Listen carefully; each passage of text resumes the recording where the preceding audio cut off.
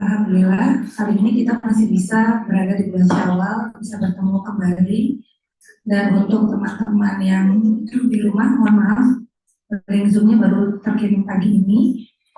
Pertama-tama saya dan pengurus mengucapkan selamat Hari Raya Idul Fitri, minal aidin wal faizin, mohon maaf lahir dan batin.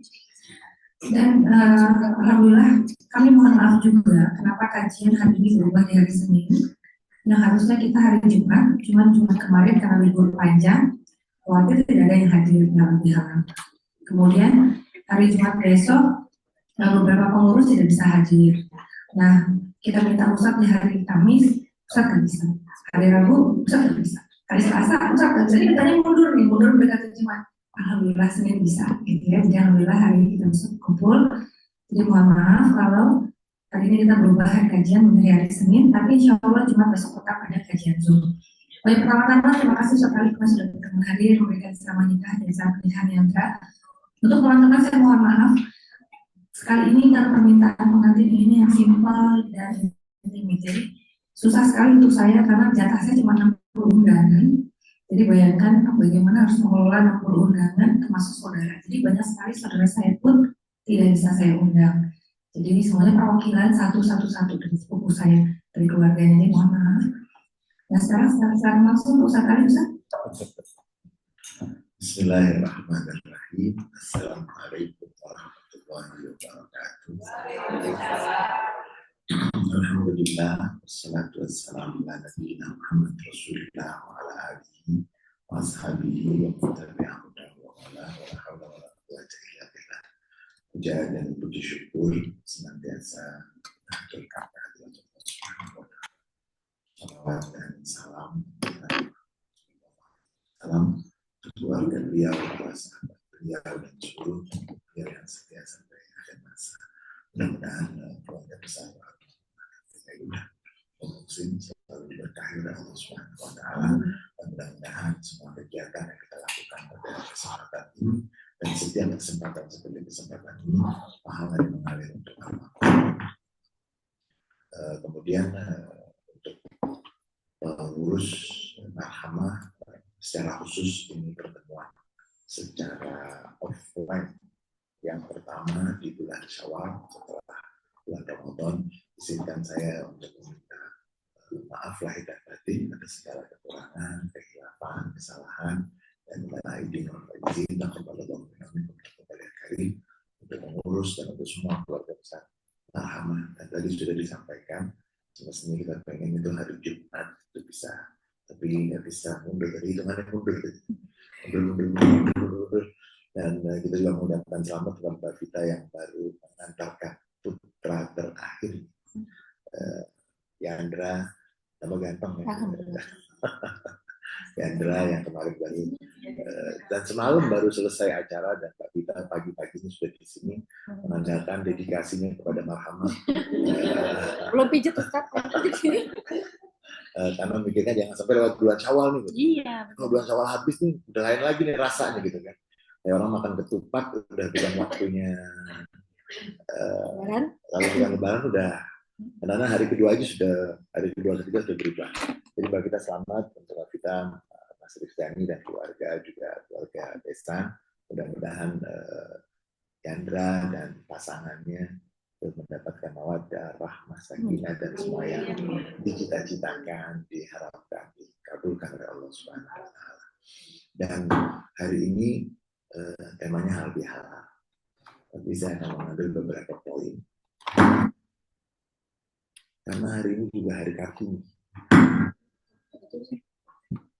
Hari ini hari Kartini. Jadi saya takut perempuan lupa.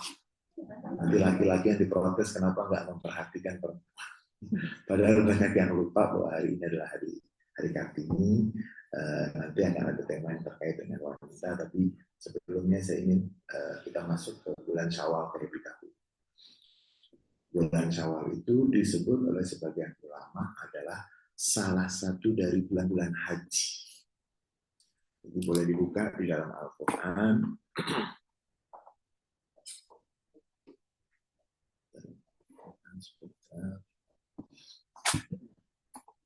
Jadi bulan Syawal adalah Fatihatu Ashhuril Hajj. Salah satu bulan yang disebut bulan-bulan bisa dilaksanakan atau salah satu bulan dari bulan-bulan yang dibolehkan memulai ibadah haji atau niat haji. Sekalian mungkin Mbak Vita ini nggak ada masalah juga. Oh, promosi. Dalam surat Al-Baqarah, ayat 197.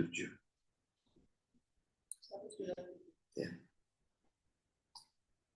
Quran surat 2 Al-Baqarah ayat 197. Boleh dibaca 197 sampai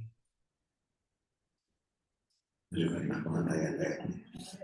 Kalau cuma satu sayang, enak banget ayat-ayatnya. Masya Allah. 197 sampai dengan 256. 203. Sampai 203. Oh, iya, Sedap sekali ayat-ayat.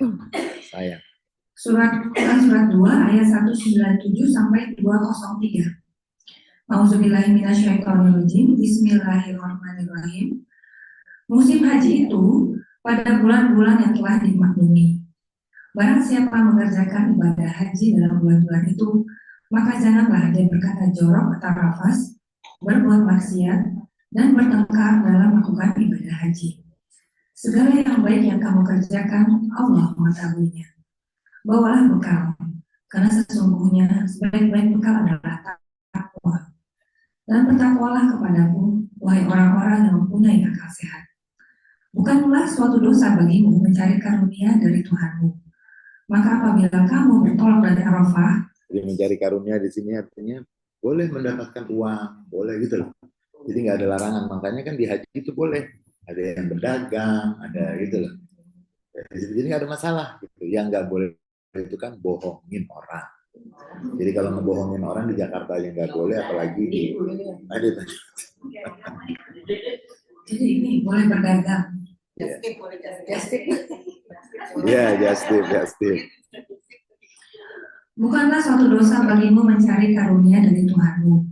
Maka apabila kamu bertolak dari Arafah, berzikirlah kepada Allah di Masyaril Haram, dan berzikirlah kepadanya sebagaimana Dia telah memberi petunjuk kepadamu, sekalipun sebelumnya kamu benar-benar termasuk orang yang tidak tahu. Kemudian bertolaklah kamu dari tempat orang banyak bertolak Arafah, dan mohonlah ampunan kepada Allah.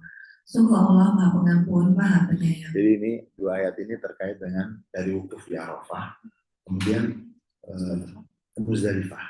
Itu isinya zikir, kemudian memang ada kebiasaan masyarakat jahiliyah di sana waktu sebelum Islam itu. Itu kalau yang suku-suku tertentu nggak mau turun bareng, tidak mau turun bareng. Jadi mereka, kami suku ini nanti belakangan. Makanya diminta turunlah, keluarlah dari Arafah itu menuju Muzdalifah bersama manusia gitu, jangan membeda-bedakan. Lanjut. Sampai berapa? 109.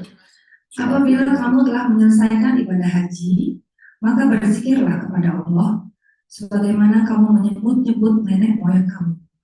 Bahkan berzikirlah lebih dari itu.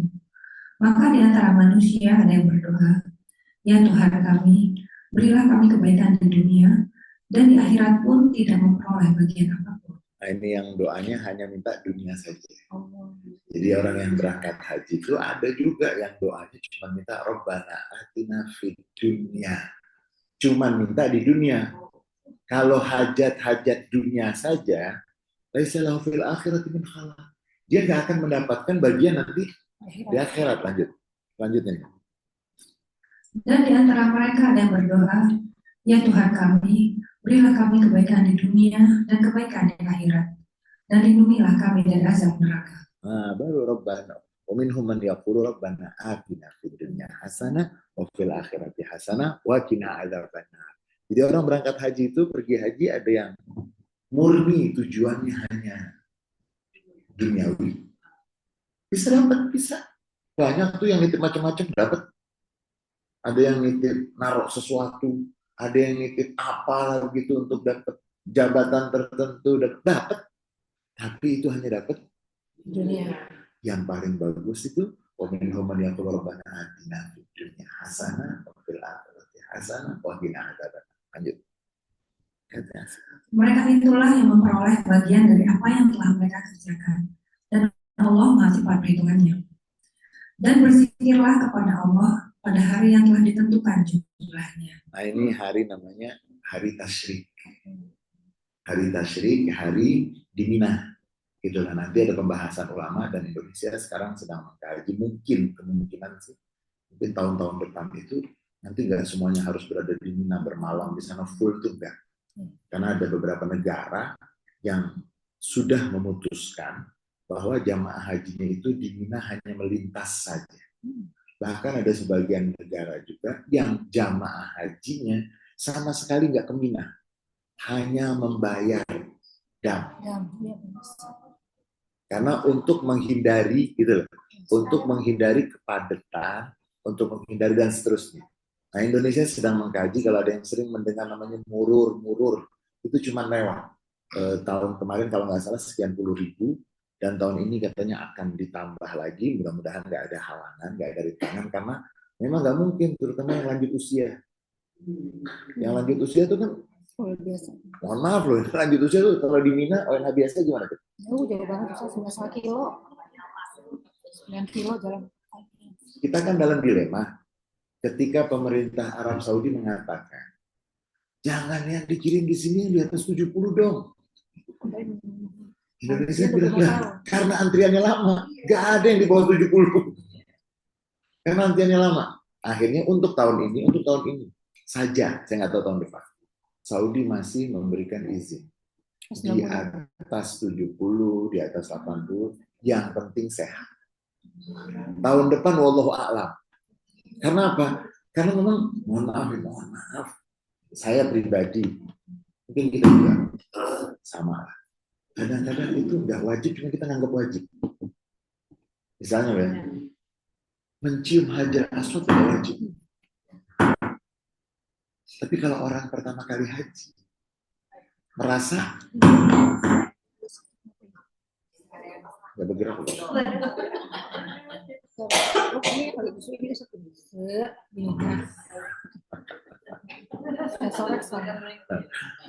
Kalah manasik haji. Jadi mereka berpandangan bahwa jamaah haji Indonesia ini berbahaya kalau jumlahnya banyak lanjut usia. Jadi mau nggak mau harus, dan Saudi sudah menerapkan untuk banyak negara. Namun kita kan dilema. Ini sudah bayar. Kan yang punya nomor tuh sudah bayar. Kalau nggak diberangkatkan gimana? Nah, akhirnya kan kita minta, ada hal yang tadi saya katakan tuh, itu dia bukan agama sebetulnya, nggak wajib. Tapi kita menganggapnya itu mencium hajar aswad. Bagi yang haji pertama, ayo. Yang haji pertama,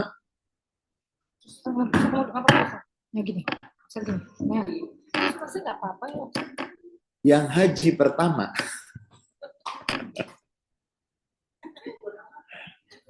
yang salah siapa ini sekarang?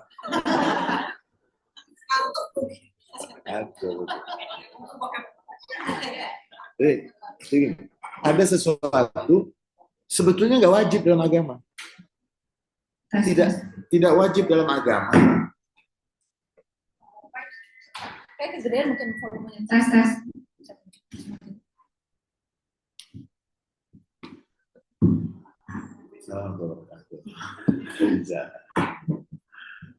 Saya harus jujur, saya pribadi, mungkin kita juga sama. Ada hal yang sebetulnya nggak wajib dalam agama. Tapi kita merasa kalau itu tidak terlaksana, seakan-akan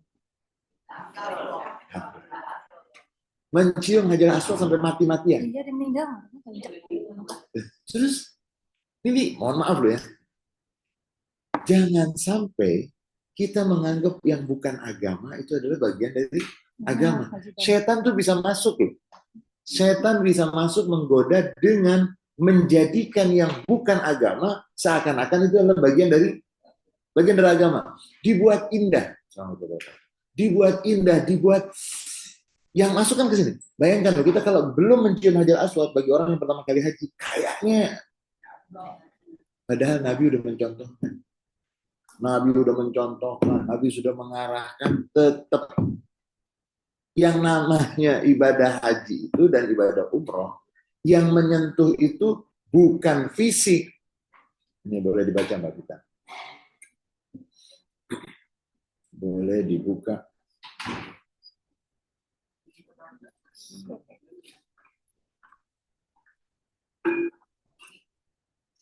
Surat Al-Hajj. Surah Hajj. Surat 22. Ayat 37. Surat 22 ayat 37. Saya enggak begini. Surat 22 ayat 37 saja. Salah. Ya. Auzubillahi minasyaitonirrajim. Bismillahirrahmanirrahim. Maka ini terima kasih banyak sudah mendorong makanan. Daging hewan kurban dan darahnya itu sekali-kali tidak akan sampai kepada Allah. Tetapi yang sampai kepada Allah adalah ketakwaan kamu. Demikianlah dia menundukkannya untukmu agar kamu mengagungkan Allah atas petunjuk yang dia berikan kepadamu. Dan sampaikanlah kabar gembira kepada orang-orang yang berbuat baik. Jadi yang menyentuh itu bukan hewan yang disembelih, karena ada keyakinan mereka di masa jahiliyah. Kalau menyembelih itu dekat dengan Ka'bah, jika yang disembelih darahnya langsung muncratnya sampai menyentuh Ka'bah, itu diterima oleh Tuhan. Jadi nyembelih ini bawa kambing ini, bawa ontanya. Ketika dia menyembelih di sini kan Ka'bah. Jadi ketika mereka menyembelih, darahnya sampai muncratnya mengenai Ka'bah, itu tanda diterima. Keyakinan itu dibatalkan oleh ayat ini. La yanalallahu luhumuha wala dima'uha walakin yanaluhu taqwa minkum. Tidak akan menyentuh Allah daging juga darah dari kurban tersebut. Yang akan menyentuh Allah itu, atau yang akan dihitung lebih tepatnya, yang akan dihitung oleh Allah adalah ketakwaan yang mempersembahkan. Jadi nggak harus, ini kita mau kaitkan dengan mencium Hajar Aswad, tidak wajib mencium Hajar Aswad, apalagi sampai apa? Untuk tarik-tarikan jilbab. Bayar orang. Tarik-tarikan sampai membahayakan nyawa. Jadi takwa itu di sini. Nabi Muhammad pernah mengatakan at-taqwa hahuna, kata Nabi Muhammad. Takwa itu ada di dada, ada di hati. Setan itu masuk. Nggak mantep kalau belum. Berarti sama setan diapakan tuh? Ada virus yang masuk, yang menyebabkan dia tidak merasa selesai kalau belum. Udah tawaf, sudah sholat sunat tawaf, sudah sa'i, sudah tahallul, belum nyium Hajar Aswad kayak gitu. Akhirnya sampai terjadi bahaya. Ini yang mohon maaf. Yang saya ingin ingatkan terkait dengan usia 90 tahun dan seterusnya oleh pemerintah Arab Saudi. Sebetulnya tidak dibolehkan. Kenapa? Sudah gak wajib lagi. Karena sudah tidak. Kalau 90 tahun kan di pandangan mereka 90 tahun sudah gugur kewajiban. Gitu loh. Nah, nanti kan dilihat dia merasa bersalah tidak, dia punya kondisi apa sehingga sampai usia itu dia belum pergi haji. Itu nanti kan hitung-hitungan Tuhan, itu kan Tuhan Maha Pengasih dan Maha Penyayang. Kan kita diingatkan kalau usianya 40 tahun, duitnya banyak. Nanti 90 tahun. Saudi mengatakan nggak boleh 90 tahun. Nggak bisa berangkat haji. Yang salah siapa? Karena siapa yang diberikan oleh Allah, man malakahallahu zada rahilatan, siapa yang Allah berikan kepadanya kemampuan untuk berangkat haji, tetapi dia menunda-nunda sampai meninggal dunia, maka siap-siap. Meninggalnya tidak dalam keadaan yang baik. Nauzubillah. Jadi yang salah bukan pemerintah Arab Saudi. Karena pemerintah Arab Saudi juga sedang memikirkan jamaah haji yang lain. Dan ada dalam agama itu batasan-batasan, kalau itu sudah lewat, maka sudah gugur kewajiban. Orang yang pikun. Jangan dipaksakan. Sudah selesai. Yang pikun itu diberangkatkan haji. Yang capek siapa nanti? Dan mohon maaf, bisa menjadi penyebab dosa. Jujur aja. Itu pernah kita satu pengalaman. Sudah uzur, sudah dipaksakan. Akhirnya itu menjadi masalah buat pendampingnya, walaupun keluarga menjadi masalah buat rombongan. Jadi makanya tepat sekali kalau haji itu sampai dikatakan manis toko'ah ilaihi sabila. Yang punya istito'ah, punya kemampuan.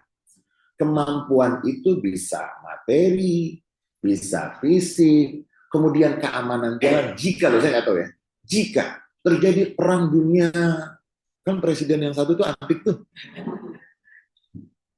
Kalau ngomong gayanya kan gitu kan. Jika perjalanan menuju ke Mekah ada bahaya keamanan, maka bisa gugur kewajiban haji tahun itu. Seperti COVID. Ini boleh dibuka lagi.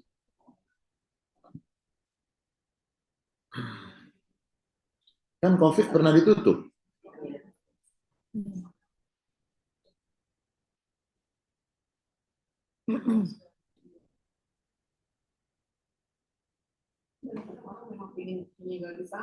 Apa? Iya, Itu yang pemerintah Arab Saudi pernah mengingatkan kepada pemerintah kita, tolong diedukasi masyarakat Indonesia, jangan jadikan Arab Saudi itu kuburan mereka. Kami senang sekali siapapun yang meninggal. bisa di sana gitu.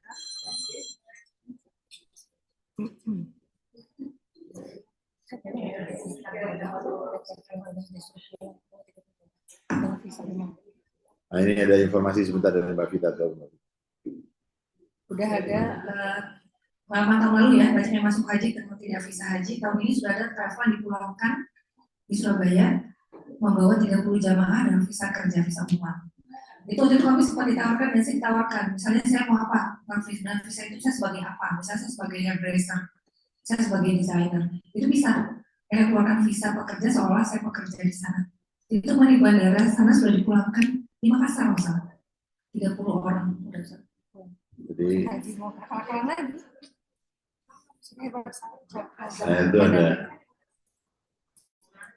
saya banyak yang nanya menginformasikan, Ustadz ini kan nggak apa-apa, untuk ada keluarga saya juga ada.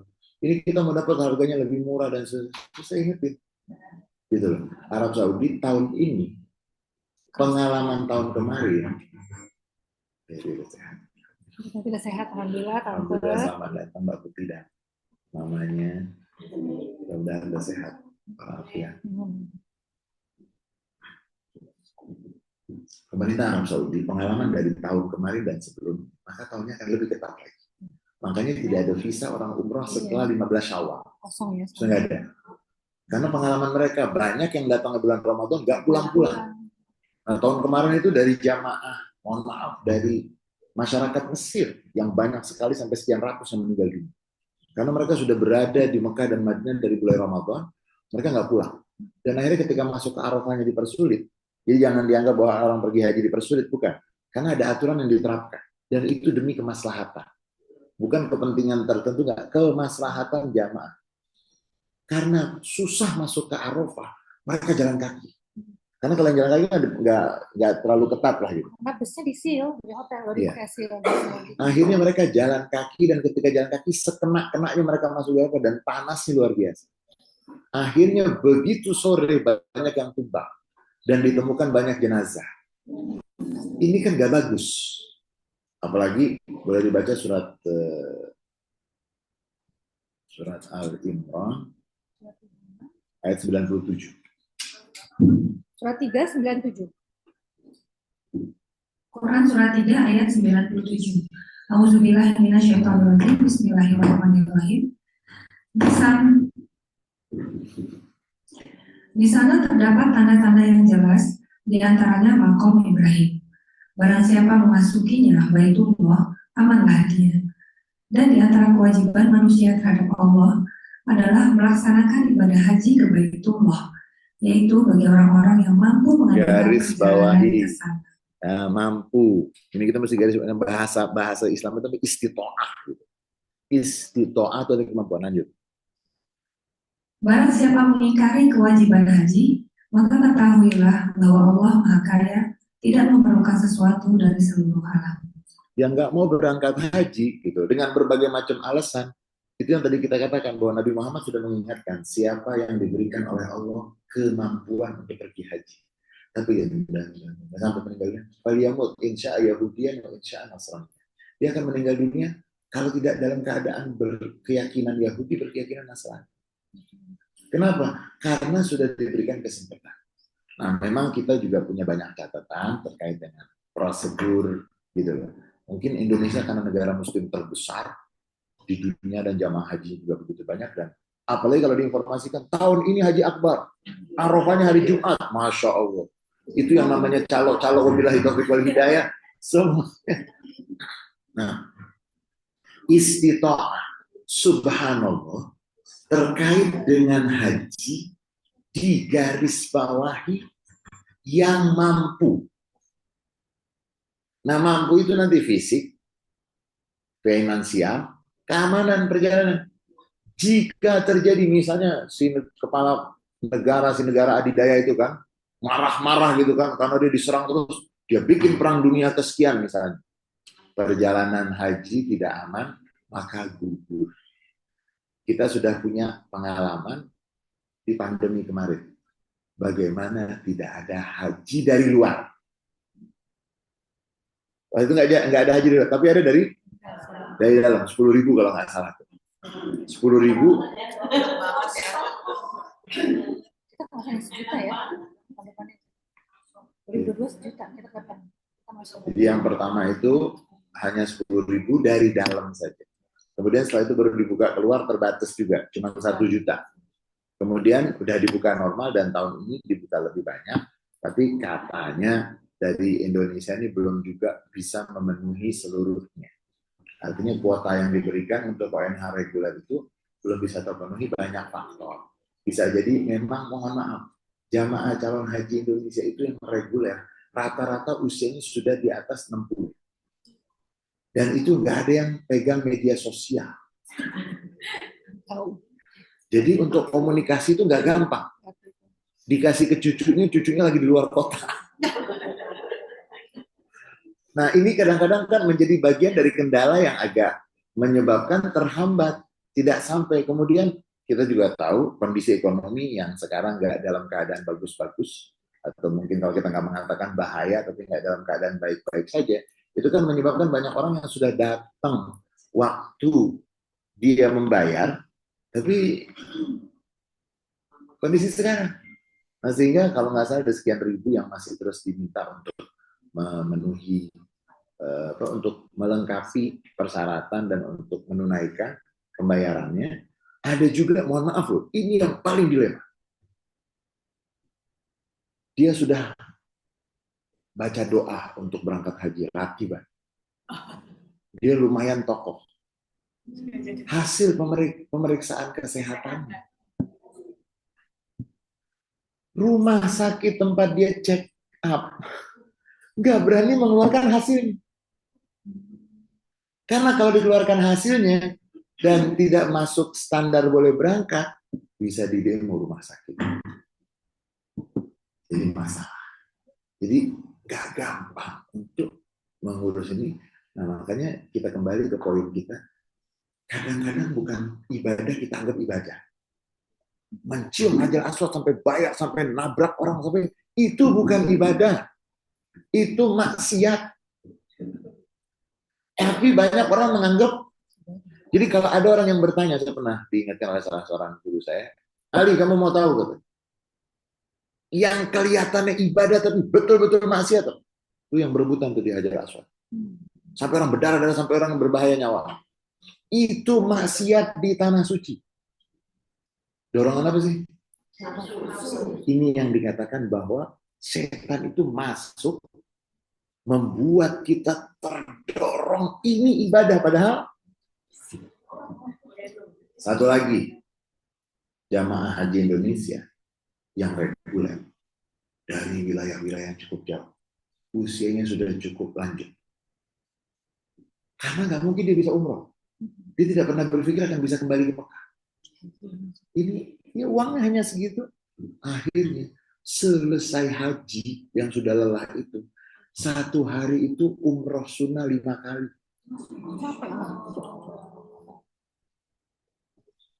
5 kali. Itu kenapa, mohon maaf ya, na'udzubillah. Mohon maaf, mudah-mudahan nggak terjadi lagi. Biasanya jumlah jamaah haji yang meninggal itu drastis lompatnya setelah haji Arafah. Kenapa?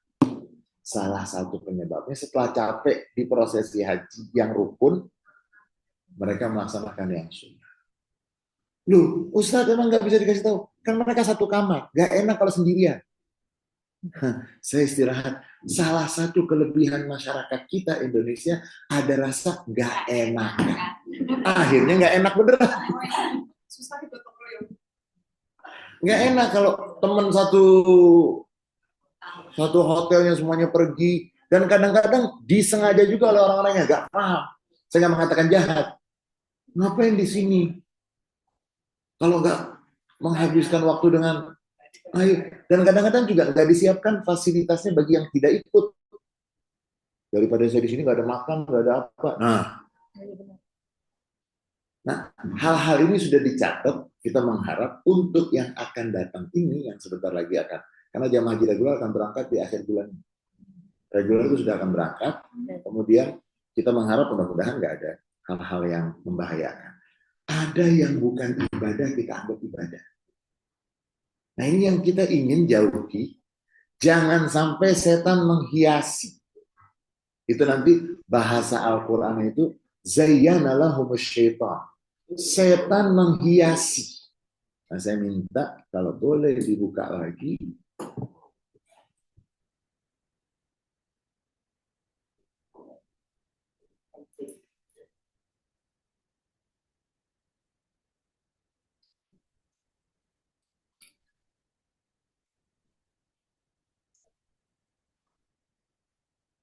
Dalam surat Al-Isra 17 ayat 61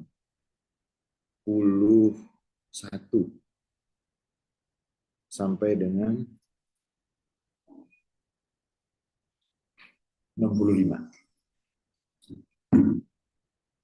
Bismillahirrahmanirrahim.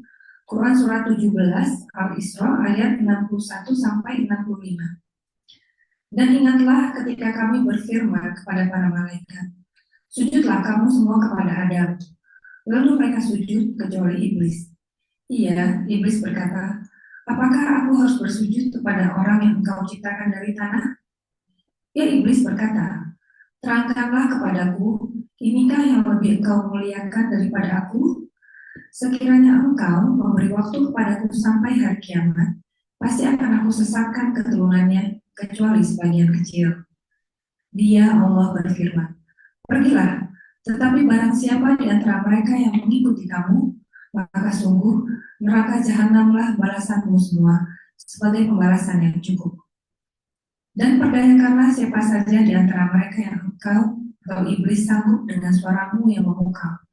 Kerahkanlah pasukanmu terhadap mereka yang berkuda dan yang berjalan kaki, dan bersekutulah dengan mereka pada harta dan anak-anak, lalu beri janjilah kepada mereka. Padahal setan itu hanya menjanjikan tipu daya kepada mereka. Sesungguhnya terhadap hamba-hambaku, engkau iblis tidaklah dapat berkuasa atas mereka, dan cukuplah Tuhanmu sebagai penjaga. Sedekah. Di ayat 64 itu, setan itu diberi kesempatan oleh Tuhan. Setan diberi kesempatan oleh Tuhan. Yang mau goda silakan. Kamu mau pakai bentuknya dengan suara, kamu memakai tentara, kamu ingin memiliki andil di dalam keluarga si hamba yang engkau akan goda, itu silakan aja. Hartanya kamu mau isi dengan yang haram, anaknya kamu goda dengan berbagai macam keburukan. Syaitan itu hanya menjanjikan tipu daya. Dan yang membuat kita semakin kuat, ayat 65 itu. Selagi kita menjadi hamba Allah yang betul-betul hanya menghamba kepada Allah, inna ibadi laisa laka alaihim sultan. Hamba-hambaku yang benar-benar menghamba kepadaku, engkau wahai setan, wahai iblis, tidak memiliki kekuatan. Jadi kita ingin mengingatkan, jangan sampai yang bukan agama dianggap bagian dari agama. Itu maksiat. Kalau bahasa tilkahiyya ainul maksiat. Berdesakan sampai membahayakan orang dan membahayakan dirinya dan membahayakan orang di depan Ka'bah, itu adalah inti substansi dari kemaksiatan. Dan membahayakan. Masa ada orang mau menyembah Tuhan pulangnya harus sudah dari jauh. Nabi sudah mencontohkan kok. Nabi sampai naik onta. Nabi menunjuk dengan tongkatnya, tidak mencium langsung. Untuk apa cuy? Untuk mengingatkan. Nah ini kita kadang-kadang kan mohon maaf ketika pemerintah Arab Saudi mengatakan nggak boleh yang di atas 90 tahun. Marah gitu. Lupa. Sudah. Kita jangan menyalahkan orang dulu. Yuk kita baca yuk Al-Quran ketika berbicara tentang haji. Ilmu istita'ah, kemampuan. Kalau yang nggak mampu, maaf. Orang tua punya anak dua kata. Yang satu sangat mampu. Yang satu sangat tidak mampu. Orang tua melihatnya bagaimana? Orang tua yang baik. Bisa-bisa lebih sayang sama yang mana?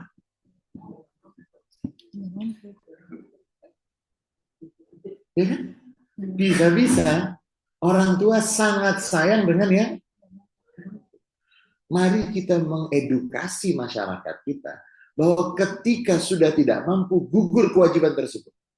Memang kita harus mengingatkan bagi yang masih muda, yang punya kemampuan, jangan ditunda-tunda. Karena nanti kalau dia menjadi tidak mampu, padahal pernah mampu dan tidak mau, itu nanti dia kena bagian dari hamba-hamba Tuhan yang tidak melaksanakan apa yang menjadi kewajibannya. Nah, jadi ada hal yang bukan ibadah tapi kita anggap ibadah. Nah, kita ingin mengingatkan bahwa kita di bulan Syawal baru selesai bulan Ramadan, dan bulan Ramadan adalah salah satu dari bulan-bulan haji. Nah, kalau ada yang tadi diceritakan Mbak Vita tuh pakai visa pekerja, visa amil. Memang kenapa bulan Syawal dikatakan Ashhurul Hajj? Al-Hajju Ashhurul Ma'lumat yang kita baca itu. Haji ada bulan-bulan yang sudah diketahui. Maksudnya apa? Saya niat, saya sekarang berangkat nih, bulan Syawal nih. Lebaran saya di Mekah. Saya niat untuk haji tahun ini. Saya sudah boleh haji tamattu. Saya sudah boleh niatnya itu dari mulai bulan Syawal. Jadi saya sampai di sana tanggal 1 Syawal. Saya umroh tamattu. Kemudian setelah itu saya menunggu waktu haji. Baru saya melaksanakan haji. Jadi haji ada bulan-bulannya yang sudah diketahui. Itu bulan Zulhijjah, bulan Syawal, Zulqaidah, sampai Zulhijjah. Nah dari mulai bulan Syawal sudah dibolehkan niat untuk melaksanakan haji. Yang berangkat haji kemarin kalau nggak ketangkep itu sudah niat. Kalau nggak dideportasi, dia sudah bisa niat gitu. Karena memang nanti ada permasalahan bahwa Ustadz kan sah secara agama. Itu kan cuma masalah administrasi. Jawabannya? Sopan, santun. Masuknya manjat pohon, manjat pagar. Masukilah rumah melalui pintunya. Jangan masuk lewat jendela. Kecuali kalau kebakaran. Udhul min abwab, wadkhulu min abwab. Masuklah melalui pintu. Dan yang diterapkan di sana itu sudah didiskusikan oleh para ulama. Jadi sampai keputusan waktu itu tidak ada haji ketika pandemi. kemudian keputusan haji itu terbatas sekian, itu sudah menjadi hasil diskusi panjang para ulama. Begitu para ulama mengatakan boleh atau direkomendasikan demikian, itu dijalankan. Nah, kita kadang-kadang mohon maaf memaksakan, dan akhirnya padahal Tuhan sudah mengatakan la yukallifullahu nafsan illa wus'aha. Tapi yang masih maksa siapa? 90 udah nggak wajib, apalagi kalau sudah tidak ada ingatan lagi. Sudah nggak wajib. Terus gimana Ustaz? Sudah. Tuhan sudah mengatakan nggak wajib gimana? Kan orang yang sudah nggak ada ingatannya gimana? Dalam agama sudah gugur, tidak wajib lagi. Nah, jadi bulan Syawal itu bulan salah satu dari bulan yang dikategorikan bulan-bulan boleh memulai niat haji. Kemudian di bulan Syawal kita masih punya kesempatan untuk puasa. Yang kedua, di bulan Syawal kita masih punya kesempatan untuk berpuasa Syawal. Ustadz, saya mau gabung aja. Saya kan perempuan, Ustadz, sekian hari dan seterusnya. Masa saya gimana nih? Puasa Syawal juga sunnah sama puasa membayar. Nanti al-mu'tamad inda sada syafi'iyah. Ini dikatakan menurut madhab Imam Syafi'i yajuzu, boleh. Liman alaihi qadha ayyamin Ramadan kal haid wa nahwiha, dibolehkan bagi yang memiliki kewajiban mengqadha hari-hari puasa di Ramadannya karena waktu itu haid ataupun hal-hal yang menjadi penghalang lainnya, an yasuma sittah ayyamin Syawal biniyati ma alaihi, boleh dia puasa membayar itu niatnya juga niat untuk boleh. Tetapi nanti kalau dikatakan Ustadz yang paling afdol yang mana? Yang paling afdol itu sendiri-sendiri. Jadi kalau dikatakan boleh. Ustadz, aduh nih saya ini kan sibuk Ustadz. Saya ngurusin presiden, wakil presiden. Kan ada orang sibuk gitu kan? Emang ibu kerjanya apa? Enggak, saya sibuk aja gitu kan. Presiden, wakil presiden, menteri-menterinya, saya sibuk. Maksudnya misalnya ngerti gitu kan? Ya, pokoknya semua urusan presiden saya perhatikan. Semua urusan wakil presiden, semua urusan menteri. Lah ibu ini setkap, sekretaris kabinet, atau sekretaris negara, atau apa? Enggak nih Ustaz, banyak sibuk. Bayangkan, enggak sempat baca Quran, tapi dia membaca hal-hal yang enggak penting. Ustaz, ini itu saya ada pengajian, nggak usah saya sebut. Ada satu pengajian itu, Masya Allah. Itu yang ditanya urusannya presiden dan wakil presiden. Nah ini pengajian. Nanti waktu makan nggak apa-apa lah, waktu makan. Ini pengajian. Sampai ini, ibu sibuk itu. Ya nggak mungkin sempet dong kalau orang mau ngurusin presiden, ngurusin wakil presiden, ngurusin itu. Nggak mungkin sempet akan puasa bulan Syawal. Karena dia akan sibuk ngurusin yang macam-macam gitu kan. Wah ada kesalahan ini. Oh apalagi dia sampai dibahas tarifnya Trump. Ibu ini menteri ekonomi. Dibahas.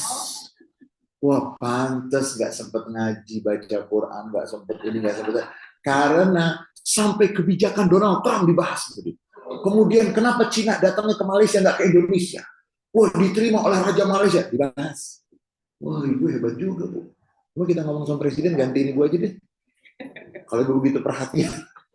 Jadi kita tidak melarang orang untuk punya perhatian ya. Tetapi jangan lupa ada yang namanya prioritas. Umur kita sebentar. Benar. Kontrak yang nggak ada yang tahu tuh kontrak kita sama Allah. Cuman dikasih tahu hak guna, dikasih hak guna pakai. Itu ada kisah seorang di zaman Nabi Nuh. Seorang ibu menangisi meratapi kuburan putranya. Nabi Nuh bilang, ibu sabar dulu. Ada riwayat mengatakan Nabi Daud, ada riwayat mengatakan Nabi Musa. Tapi kira-kira kisahnya, ibu sabar bu. Iya nih, anak saya, jantung hati saya. Emang meninggalnya umur berapa bu? 300 tahun. Ibunya umur berapa? 300 tahun.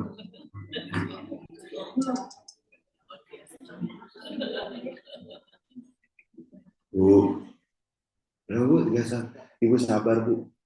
Nanti di akhir zaman itu ada manusia umurnya 60, 70. Ah, yang bener. Manusia yang kayak begitu rumahnya kayak apa kan? Kan cuma sebentar. Mereka mati memang. Mereka zikirnya banyak nggak? Kata ibu itu, ya udah saya mau bersyukur kepada Allah. Jadi kita tuh sudah dibacakan.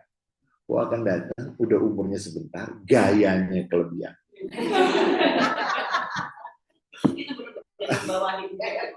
Umurnya sebentar, sampai dalam riwayat itu si ibu itu bertanya, mereka nanti tuh tinggalnya di mana? Apakah mereka hanya rumah-rumah yang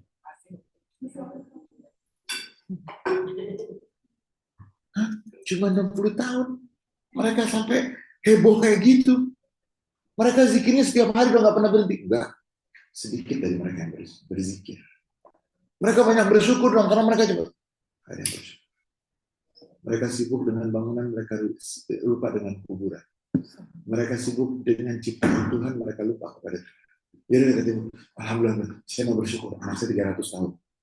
Jadi, mohon maaf, bulan Syawal kesempatan. Jangan ngurusin. Saya nggak melarang untuk orang yang mengerti politik, melek politik itu boleh. Cuma jangan sampai, Masya Allah, tarif Donald Trump, ibu sibuk. Emang ibu diajak sama Sri Mulyani ke diajak ke Pak Erlangga? Gitu. Ini boleh. Ini jangan sampai membuang pahala yang bisa kita dapat. Ngomong itu sambil mendoakan, dapat pahala. Wah ini gara-gara perang tarif kayak gini nih, yang mau berangkat haji, mereka gitu-gitu. Yang tadi mau berangkat sekeluarga nggak jadi, hanya 2 orang saja. Yang tadi mau berangkat nggak jadi sama sekali, karena ya Allah mudah-mudahan kondisi seperti ini cepat berlalu. Ya Allah ringankan semua yang menjadi beban untuk kami. Kemudian, wah ini misalnya pimpinan negara kita, baik presidennya, wakilnya, atau menterinya ada yang kurang bagus sih sikapnya itu, ya Allah berikan petunjuk kepada. Mungkin dia nggak tahu, mungkin dia terbawa, terlena, dan karena kan ada orang yang udah jelas-jelasan mencium hajar aswad ketika berbahaya kan haram. Tapi masih ada yang melakukan ya? Wah, haram, bahaya. Karena setiap yang bahaya itu haram. Jangan-jangan ada pemimpin yang udah tahu, tapi ya butuh doa lah gitu. Karena kan kita, ya Allah mudah-mudahan pemimpin ini negara muslim terbesar di dunia. Jangan sampai terjadi kekacauan. Karena kalau terjadi kekacauan yang pertama rugi sih ya. Si orang-orang itu kan tinggal terbang aja. Tuh, selesai. Kayak Syria, presidennya tinggal. Tuh. Kayak Tunis waktu itu presidennya tinggal. Tuh. Duitnya banyak. Karena yang dibekukan itu di negara mana? Yang nggak dibekukan di negara mana lagi? Sementara rakyat jelata mau kemana dia? Nah, jadi bulan Syawal masih ada kesempatan berpuasa. Ustadz, karena saya tadi sibuk tuh. Emang ibu jaksa? Bukan. Ibu hakim? Bukan. Ibu penasihat presiden? Bukan. Penasihat wakil presiden? Bukan. Nah, terus ternyata banyak yang waktunya terbuang-buang tidak ngapain. Kemudian, yang kemarin Mbak Vita lakukan itu, jadi bulan Syawal itu memang bulan yang dianjurkan terjadi pernikahan di bulan Syawal. Jadi istihbabu zawaj ini, istihbabu zawaj fi syahri Syawal. Jadi kalau pernikahan di bulan Syawal itu, karena riwayat dari Siti Aisyah radhiyallahu anha warḍaha. Siti Aisyah mengatakan, Nabi menikahiku di bulan Syawal. Jadi makanya kalau di bulan Syawal banyak hotel-hotel dan penuh, itu benar lah gitu. Karena bulan Syawal itu bulan Nabi Muhammad menikah dengan. Kemudian, mohon maaf, ini yang jarang sekali. Siti Aisyah. Dengan Siti Aisyah. Jadi Siti Aisyah mengatakan, tazawwajani Rasulullah fi Syawal. Rasulullah menikahi aku di bulan Syawal. Fa'ayu nisa'i Rasulillah. Kana indahu minni. Mana ada wanita yang punya keistimewaan seperti yang aku dapat, keistimewaan ini dari Rasulullah SAW. Jadi bulan Syawal itu bulan, kalau ada pernikahan itu jadi pas sekali. Kemudian, bagi yang punya kesempatan, bulan Syawal itu kalau pergi umroh misalnya, itu bulan Syawal ziarah ke Uhud. Karena peristiwa perang Uhud terjadi di bulan Syawal. Terjadi peristiwa perang Uhud di bulan Syawal. Imam Al-Baihaqi meriwayatkan bahwa Rasulullah Shallallahu Alaihi Wasallam menziarahi syuhada Uhud setiap bulan Syawal. Kemudian begitu juga Sayyidina Abu Bakar, begitu juga Sayyidina Umar, begitu juga Sayyidina Utsman, dan Siti Fatimah putri Rasulullah. Kenapa Siti Fatimah itu ziarah syuhada Uhud? Karena ada paman Nabi, Sayyidina Hamzah. Dan paman Nabi Sayyidina Hamzah ini dekat dengan Siti Fatimah. Karena seumur. Jadi kan mohon maaf misalnya anak kita gitu kan sama yang seumur dengan bibinya atau dengan apa kan deket tuh. Siti Fatimah itu dekat sekali. Dan Siti Fatimah sering menziarahi ke syuhada Uhud. Kemudian begitu juga Sa'ad bin Abi Waqqas. Kemudian di bulan Syawal, maaf, ini jarang dilakukan. Yang nggak sempat iktikaf di Ramadan boleh mengkodok iktikaf di bulan Syawal.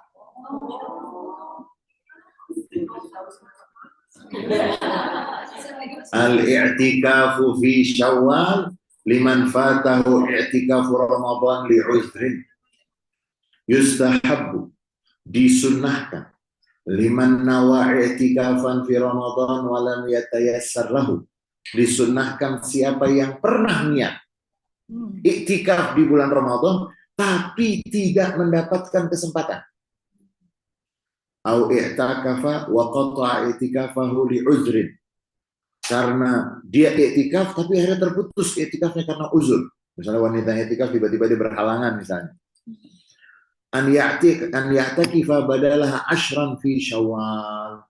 Boleh juga dianjurkan dia melakukan iktikaf ganti. Nah, ini nggak populer. Kenapa? Karena halal bihalal. Waktunya makan. Waktunya silaturahmi. Nah, ini semuanya dari mana? Dari Aisyah radhiyallahu anha. Fa Aisyah radhiyallahu anha anna Nabi sallallahu alaihi wasallam arada an ya'takif. Falamma insarafa ila al-makan alladhi arada an ya'takifa idza akhbiyatu khiba Aisyah wa khiba Hafsah wa khiba Zainab. Faqala al-birru taquluna bihinna summa insarafa falam ya'takif hatta i'takafa ashran min Syawal. Jadi riwayat dari Siti Aisyah, Nabi Muhammad pernah iktikaf di bulan Syawal. Nah, dari situ para ulama mengatakan bagi yang punya kesempatan waktu Ramadan nggak sempet, dia pengen banget, tapi nggak sempet, anaknya sakit lah, atau dianya sakit, atau ada halangan-halangan yang lain, dia udah niat. Boleh dia iktikaf di bulan. Ustadz, ini nggak populer. Lagi-lagi terlihat. Kadang-kadang ibadah kita itu tergantung.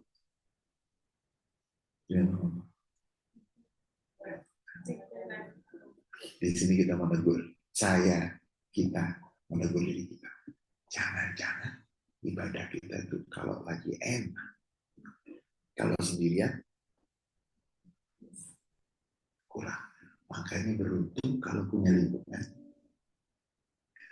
Karena kan jelas-jelas mana ada sekarang yang mau mempopulerkan qadha iktikaf. Nah, baru saya ngomong. Nah, disinilah yang namanya pengurus masjid harus ngerti fikih. Harus ngerti, jangan ditutup-tutup. Boleh jadi ada yang ingin melaksanakan qadha iktikafnya, itu boleh-boleh saja. Jangan ditutup dan nggak difasilitasi. Mungkin karena, mohon maaf kalau kita ingin menegur diri kita, kadang-kadang kita bisa khusyuk dan tidak khusyuk itu karena bulan Ramadan luar biasa. Selesai Ramadan, waktu di Mekah, waktu di Madinah, selesai. Jadi kita ingin mengingatkan diri kita masih ada amalan-amalan baik yang harus kita lakukan di bulan Syawal. Kemudian tema yang kedua adalah tentang perempuan. Ini hari Kartini. Kartini itu ustazah sebetulnya. Ustazah Kartini. Kartini itu ngaji agama Islam dengan Kiai Soleh Darat. Terus silakan aja. Siapa gurunya Kartini? Ada Najang Kartini. Ngaji. Dan yang menyuarakan tentang hak wanita itu, mohon maaf, Dari tadi yang kita baca itu riwayatnya Siti Aisyah. Siti Aisyah, Siti Aisyah. Berarti apa? Penting nggak peranannya? Jadi, mohon maaf. Lagi-lagi mohon maaf. Ketika Raden Ajeng Kartini menyuarakan hak-hak perempuan, menyuarakan emansipasi, sebetulnya itu datang dari dorongan agama Islam. Beliau ngaji dengan Kiai, saya soal darat kalau tidak salah, silakan dilihat aja. Itu dari Semarang. Dan kalau Raden Ajeng Kartini kan Jepara. Jepara Semarang kan. Nah, Raden Ajeng Kartini menulis yang akhirnya dalam bahasa Indonesia itu habis gelap terbitlah terang. Dan Islam dari sejak awal peranan penting itu ada di wanita, perempuan. Dari sejak awal. Coba Siti Khadijah, perempuan bukan? Emangnya ada tuh yang sekarang pakai jenggot, pakai sorban, yang pakai. Emang ada waktu zaman Nabi itu kan? Nggak ada kan? Yang ada siapa? Siti Khadijah. Siti Khadijah. Dan sebelum Siti Khadijah kita harus runut ke belakang. Ada ibunda Nabi Muhammad. Siti Aminah. Penting nggak peranannya? Sangat penting. Nabi Muhammad sampai nangis ketika usia beliau sudah mendekati 60 atau 60 ketika melintasi pekuburan Abwa, dia menangis. Siti Aminah binti Wahab. Kemudian ada Suwaibah yang menyusui Nabi. Suwaibah yang menyusui Nabi. Kemudian ada Halimah As-Sa'diyah. Kemudian ada Ummu Aiman, budak perempuan yang ketika ibunda Nabi ketika ayahanda Nabi Muhammad meninggal kan, ibundanya meninggal, Nabi Muhammad kan bersama Ummu Aiman kembali ke Mekah bersama Ummu Aiman. Kemudian nanti ada putrinya Halimah namanya Syaimah yang menggendong-gendong Nabi. Kemudian ada istrinya Abu Talib. Istri Abu Talib karena Nabi Muhammad paling lama itu bersama Abu Talib. Istrinya Abu Talib namanya Fatimah bintil Asad. Fatimah bintil Asad. Ini yang menjadi ibu setelah, karena kan Nabi usia 8 tahun kan. Nabi dengan ibundanya sampai 6 tahun. Kemudian 6 tahun ibundanya meninggal, Nabi bersama kakeknya. Abdul Muttalib. Abdul Muttalib meninggal, Nabi bersama pamannya. Jadi di usia 8 tahun sampai nanti menikah dengan Siti Khadijah dan seterusnya itu bersama Abu Talib. Dan di rumah Abu Talib semenjak usia 8 tahun, Nabi disayang oleh istrinya Abu Talib namanya Fatimah bintil Asad. Dan nanti Fatimah bintil Asad ikut hijrah ke Madinah dan meninggal dunia dikuburnya di Baki. Dan ketika dikubur di Baki, Nabi sampai turun ke liang lahat. Dan Nabi Muhammad mengatakan, anti ummi ba'da ummi. Engkau adalah ibuku setelah ibu. Kemudian Nabi punya bibi namanya Sofia. Itu yang pemberani, berkarakter. Di perang. Di perang Khaibah. Itu yang berani menghadapi orang-orang Yahudi. Dan Sofia yang terkenal dengan tegas, berkarakter. Perempuan juga. Kemudian ketika Nabi Muhammad hijrah, ada putri Sayyidina Abu Bakar, putri Sayyidina Abu Bakar, namanya Asma binti Abi Bakar. Jadi perempuan banyak tuh.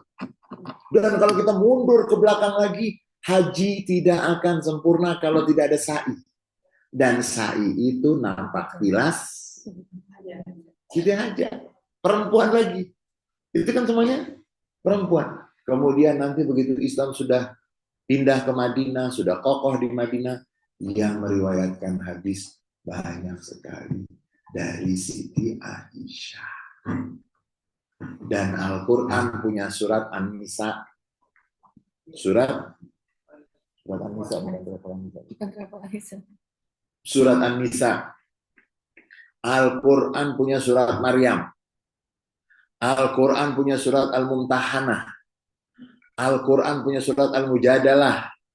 Ini semuanya terkait dengan, dan di dalam Al-Quran sangat terhormat sekali wanita.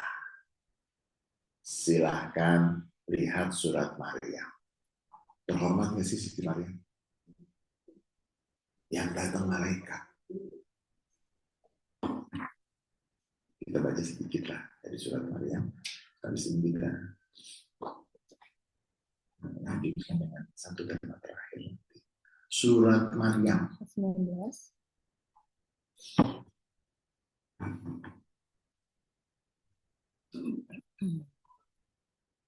Kita baca surat Maryam itu, menurut sebagian ulama, ini seperti sajaknya Tuhan, seperti puisinya Tuhan. Ayat 16 sampai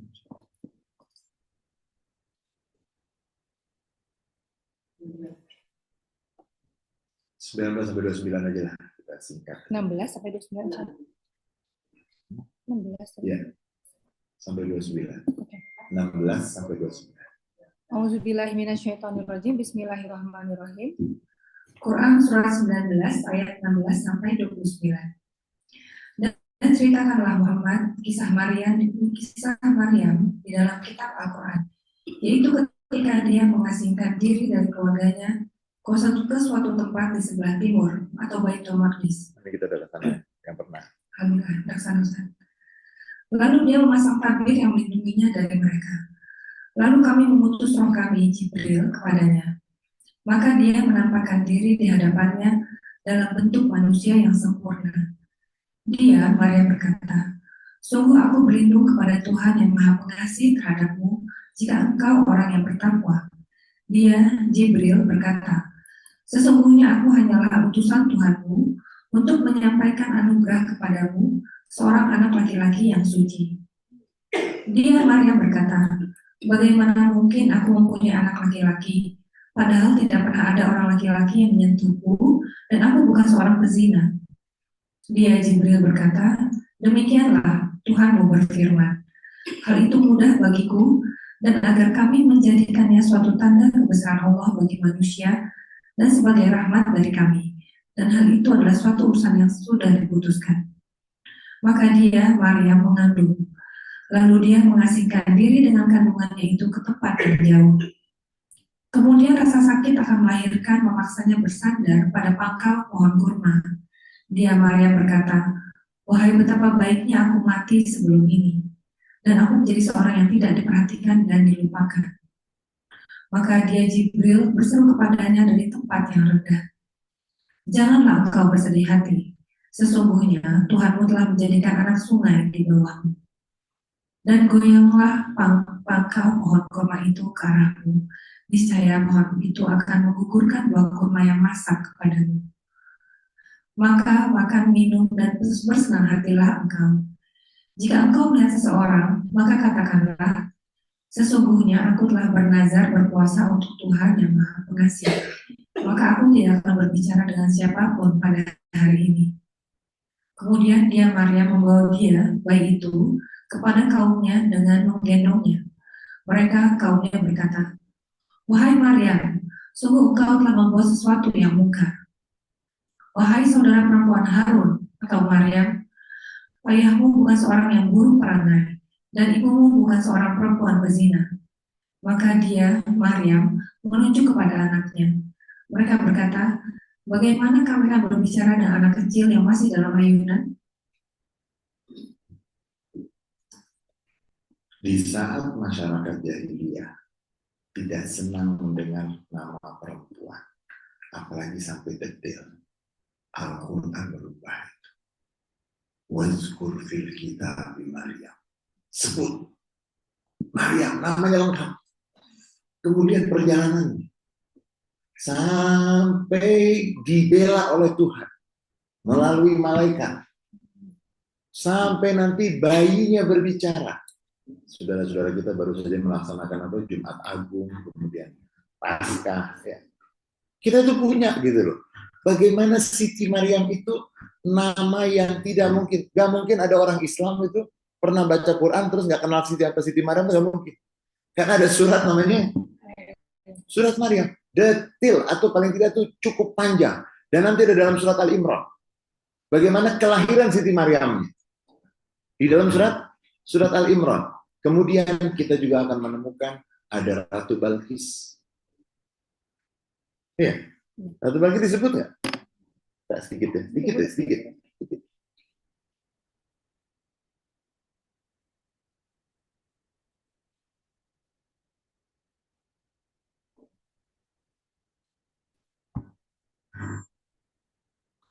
Boleh dibuka dalam surat An-Naml.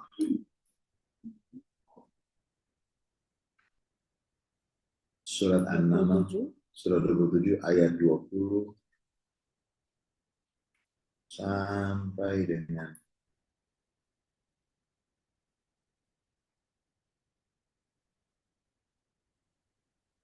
36.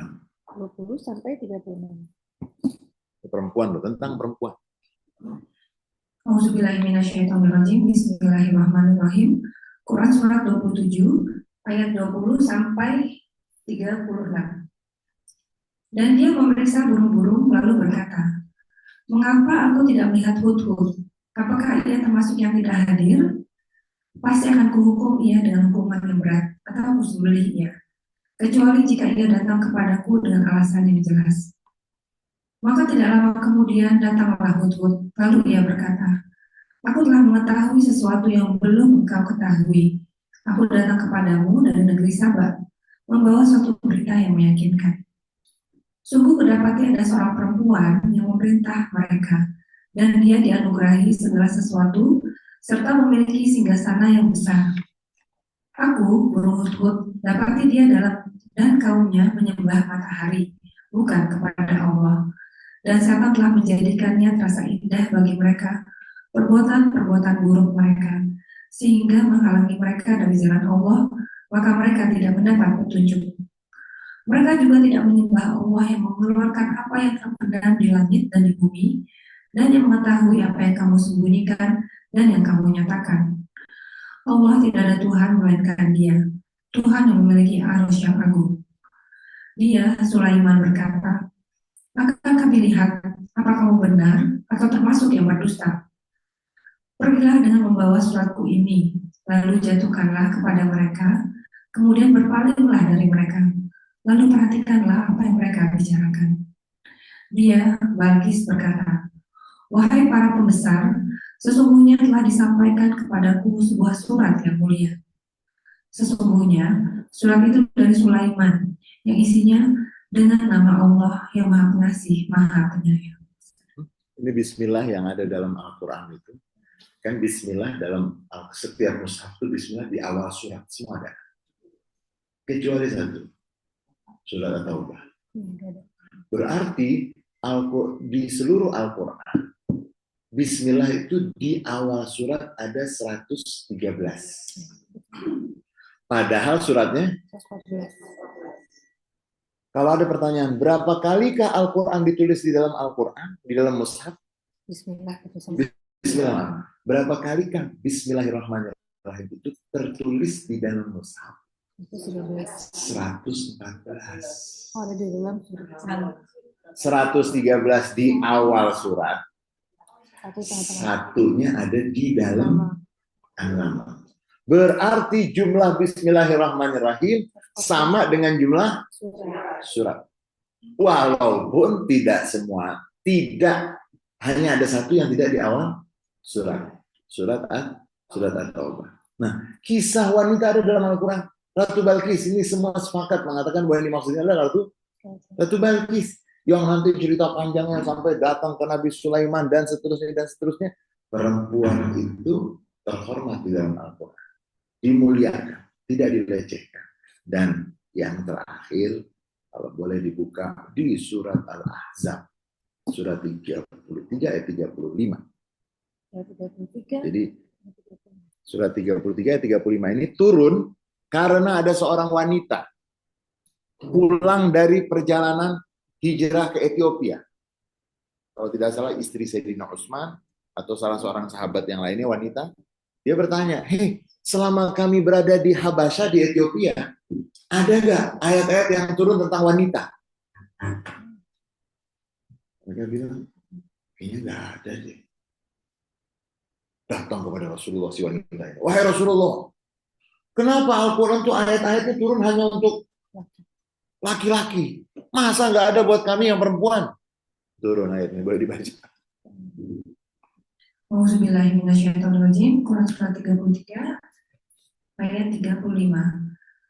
Sungguh laki-laki dan perempuan muslim, laki-laki dan perempuan mukmin laki-laki dan perempuan yang tetap dalam ketaatannya, laki-laki dan perempuan yang benar, laki-laki dan perempuan yang sabar, laki-laki dan perempuan yang khusyuk, laki-laki dan perempuan yang bersedekah, laki-laki dan perempuan yang berpuasa, laki-laki dan perempuan yang memelihara kehormatannya, laki-laki dan perempuan yang banyak menyebut nama Allah, Allah telah menyediakan untuk mereka ampunan dan pahala yang besar.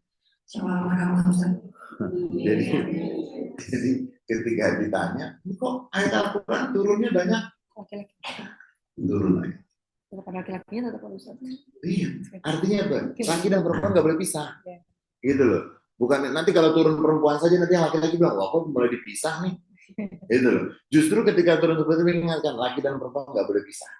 Inal muslimin wal muslimat wal mu'minin wal qanitin wal qanitat. Terus laki perempuan, laki-laki dan perempuan sama-sama mendapatkan tugas dan sama-sama akan mendapatkan pahala, dan sebagai penutup dari semuanya kita akan buka dari ayat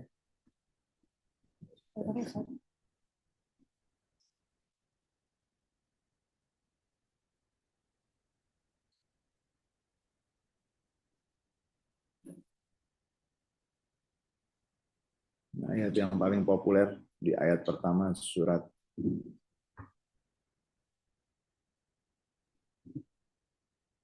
di dalam surat Al-Hujurat, surat Al-Hujurat ayat 13. 19 ayat berapa? 13. 49. Quran surah 49 ayat 13. Auzubillahiminasyaitonirrajim. Bismillahirrahmanirrahim. Wahai manusia, sungguh kami telah menciptakan kamu dari seorang laki-laki dan seorang perempuan. Kemudian kami jadikan kamu berbangsa-bangsa dan bersuku-suku agar kamu saling mengenal. Sungguh yang paling mulia di antara kamu di sisi Allah ialah orang yang paling bertakwa. Sungguh Allah Maha Mengetahui, Maha Teliti. Laki dan perempuan, dari laki dan perempuan, dan setiap laki dan perempuan yang terhormat bukan jenis kelamin. Tapi bisa nanti pada kesempatan tertentu, waktu nanti saya share, banyak sekali ulama-ulama perempuan wanita yang menjadi guru-guru besar untuk ulama-ulama besar.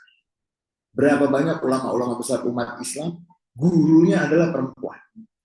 Banyak betul, sampai di Indonesia. Itu di Padang itu kan, gurunya Rasuna Said itu punya guru, namanya Rahmah Sanusia, yang sampai Grand Syekh Al-Azhar waktu itu datang ke sana dan mengundangnya untuk datang ke Mesir, lalu mendapatkan penghargaan dari Universitas Al-Azhar. Perempuan, bahasa Arabnya pinter, bahasa Inggrisnya pinter, punya sekolahan. Kalau nggak salah di Padang, aku saya lupa ada lokasinya. Rahmah As-Sanusia. Kemudian masih banyak lagi Imam Bukhari, kemudian Imam Muslim, imam-imam ulama ahli hadis yang mereka banyak mengambil hadis dari guru-guru mereka yang perempuan. Jadi laki dan perempuan nggak ada masalah, dan kalau ada yang memperjuangkan hak wanita, jangan-jangan di masyarakat tersebut tidak memahami bahwa wanita itu sangat terjunjung dan sangat terhormat. Dan surat An-Nahl, penutup surat An-Nahl ayat 97. Surat An-Nahl ayat 97. Surat 16 ayat 97. Auzubillahiminasyaitonirrajim. Bismillahirrahmanirrahim. Barang siapa mengerjakan kebajikan, baik laki-laki maupun perempuan dalam keadaan beriman. Laki-laki dan perempuan. Baik laki-laki ataupun perempuan. Jadi kalau ada yang meremehkan, ada yang itu nggak jelas dari mana. Ya. Maka pasti akan kami berikan kepadanya kehidupan yang baik, dan akan kami beri balasan dengan pahala yang lebih baik dari apa yang telah mereka kerjakan. Jadi Islam menjunjung tinggi semua ciptaan Tuhan. Islam memberikan kedudukan yang istimewa bagi manusia. Baik manusia itu laki-laki ataupun perempuan. Dan Islam sepanjang sejarah tidak pernah berhenti kontribusi yang besar yang diberikan oleh perempuan terhadap perjalanan peradaban umat Islam. Dan kita menyesalkan kalau ada yang menganggap bahwa Islam itu tidak bersahabat dengan perempuan. Islam itu merendahkan kedudukan perempuan. Islam itu tidak menghormati perempuan, tidak. Nabi kita yang paling bangga punya anak perempuan. Ketika masyarakat jahiliyah tidak senang kalau punya anak perempuan, ada sahabat mengatakan, Rasulullah, anak saya semuanya perempuan 4. Yang punya anak perempuan 4 dijaga, dirawat dengan baik masuk surga. Rasulullah, anak saya cuma 3 perempuan. Punya anak perempuan 3 masuk surga. Anak saya cuma 2 perempuan masuk surga. Jadi, kan ibunya perempuan. Ibunya kan perempuan. Ibunya kan masuk surga. Jadi, karena waktu itu mereka meremehkan punya anak perempuan. Punya anak perempuan itu susah. Punya anak perempuan itu ruwet. Punya anak perempuan itu. Nabi Muhammad sampai, Rasulullah, anak perempuan saya cuma 1. Yang punya anak perempuan 1 juga masuk. Karena jangan sampai bagian yang terpenting dalam masyarakat itu tidak mendapatkan apa yang semestinya mereka dapatkan. Wanita itu sangat penting di masyarakat dan wanita itu memiliki andil yang sangat besar. Kalau ibu yang kelemar-kelemar, ibu yang nggak ngerti bagaimana mendidik anaknya jadi apa? Ibu itu penting sekali gitu. Kalau ibu yang tegas, ibu yang punya wawasan, ibu yang bisa dibayangkan anaknya jadi apa? Banyak sekali saya ketemu dengan tokoh-tokoh, ibunya nggak, mungkin ijazahnya nggak palsu lah gitu kan, kalau bilang ijazah palsu. Gitu. Ibunya mungkin nggak punya ijazah, daripada malesin ijazah kan gitu kan, bikin heboh. Udahlah kita nggak usah ngurusin gitu-gitu lah. Jadi nggak punya ijazah, nggak sekolah, tapi semua anak-anak bilang, Pak Ustadz, kita ini jadi berhasil karena ibu kita. Ibu kita selalu mengingatkan kita. Pendidikannya nggak tinggi, anaknya semua pendidikannya tinggi, anaknya berhasil. Jadi kalau perempuan diremehkan, berarti meremehkan siapa? Meremehkan dirinya sendiri. Makanya Nabi Muhammad mengatakan di haji perpisahan, Istausu bin nisa'i khaira, pegang wasiatku sekuat-kuatnya, jaga perempuan dengan sebaik-baik. Nah kita di hari ini, hari Kartini, selamat hari Kartini buat para ibu, para Kartini, dan mudah-mudahan ibu Kartini mudah-mudahan di alam barzahnya mendapatkan pahala dari perjuangannya, dan mudah-mudahan kita semua yang hadir pada kesempatan ini sekali lagi, karena mungkin ada yang baru datang, ada yang baru bergabung, sekali lagi mohon maaf lahir dan batin, minal aidin wal faizin, taqabbalallahu minna minkum taqabbal ya karim. Mohon maaf waktunya dirubah-rubah, dan insya Allah mulai setelah ini sudah akan tertib lagi. Mungkin nanti kalau ada terganggu itu karena menghadapi perjalanan haji dan seterusnya. Kami mohon doa juga, dan mudah-mudahan semua cita-cita kita, semua harapan kita dikabulkan oleh Allah Subhanahu wa Ta'ala, dimudahkan oleh Allah. Dan kalau ada pertanyaan silakan, atau kembali kepada yang punya acara. Tadi alhamdulillah Ustaz kami jelaskan kepada kita mengajar aswad, karena ternyata di jamaah kami pun ada yang tetap harus mengajar aswad. Alhamdulillah saya termasuk orang yang takut mendekati hajar aswad. Jadi semakin ramai saya semakin mikir. Jadi selalu kalau Ustaz sudah mendekat, saya Ustaz pikir, Ustaz pikir, kita menepi kalau kita ditawaf bersama rombongan, saya minta Ustaz untuk pikir. Tapi alhamdulillah dari sekian kali perjalanan saya, alhamdulillah haji dan umroh, akhirnya Ustaz tahun lalu haji tahun 2024 saya dibawa. Tapi waktu itu memang sepi ya, Masya Allah, habis asar sepi sekali. Saya diajak sama Dr. Erina. Waktu itu pernah acara hajar aswad belum. Sebenarnya saya nggak mau. Jangan bilang nggak mau. Gitu Ustaz. Jangan bilang nggak mau. Bapak tidak bilang mau. Nggak mau, takut. Jangan bilang takut. Ayo Mbak. Diajak saya. Alhamdulillah Allah mudah banget. Saya tidak perlu ngantuk, yang sudah diselesaikan. Saya di sebelah kanan, depannya itu Ka'bah. Saya langsung bisa mencium. Tapi bagi saya itu pun menakutkan, karena memang teriakan-teriakan orang yang kepas jilbab, orang yang teriak-teriak. Itu saya baca kemarin ada Ustaz di sosmed, dia sampaikan bahwa dosanya tidak dipikirkan. Perempuan jadinya di situ bersesuaian dengan laki-laki, saling tarik-tarikan, itu bagi saya juga memang, karena mereka tak mengatakan itu sunnah Ustaz. Jadi mereka tak mau ingin melakukan sunnah itu, gitu loh. Jadi kan gini, mohon maaf. Jadi ada amalan-amalan awalnya memang sunnah, bisa berubah jadi maksiat. Iya, itu berubah. Karena apa? Dampaknya sudah jelas.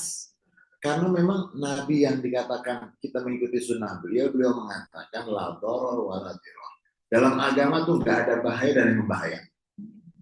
Nah kalau ini jelas-jelas membahayakan, apalagi si wanita itu harus menjadi korban. Kan korban penipuan uang, kemudian korban keselamatan nyawanya. Iya betul.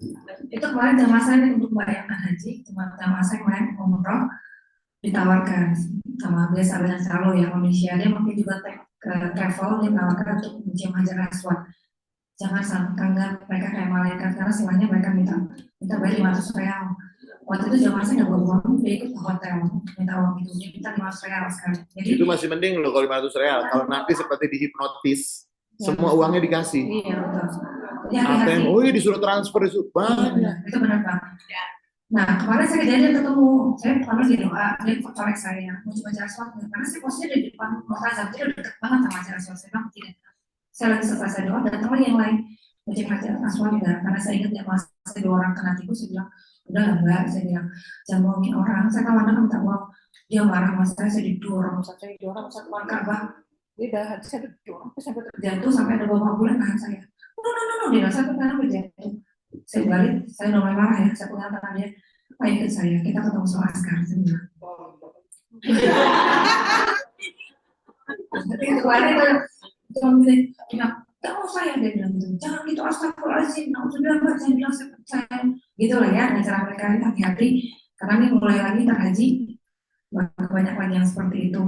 Nah, tadi haji saya mau sampaikan sekali lagi bahwa haji itu sekali promosi ya, haji itu bisa pindah travel. Jadi kalau ada yang sudah Mbak Sarah termasuk yang pindah travel, dari Alisa masuk ke Alisa, Mbak Nunu masuk yang pindah travel, ada beberapa jamaah kami yang pindah travel. Jadi yang sudah berdasarkan di travel lain, ingin bersama Ustaz Ali bisa kami bantu urus pemindahannya.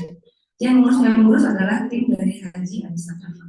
Demikian, dan insya Allah semoga lancar ibadah haji kita tahun ini Ustaz ya, mudah-mudahan lancar. Karena memang sampai sekarang pun visa Furoda kita masih begini ya, mudah-mudahan di Zulqa'dah ini sudah mulai ada kegiatan untuk pengurusan visa Furoda. Baik teman-teman, ada yang mau bertanya? Oke, Mbak Lisa silakan. Yang dulu ya setiap kajian. Nggak apa-apa Mbak, silakan. Saya cuma penasaran tadi di surat Maryam itu. Maryam itu diceritakan oleh Jibril minta Allah puasa. Saya bandingkan juga Nabi Zakaria pada waktu dia juga puasa. Sebegitu dahsyatnya tak puasa.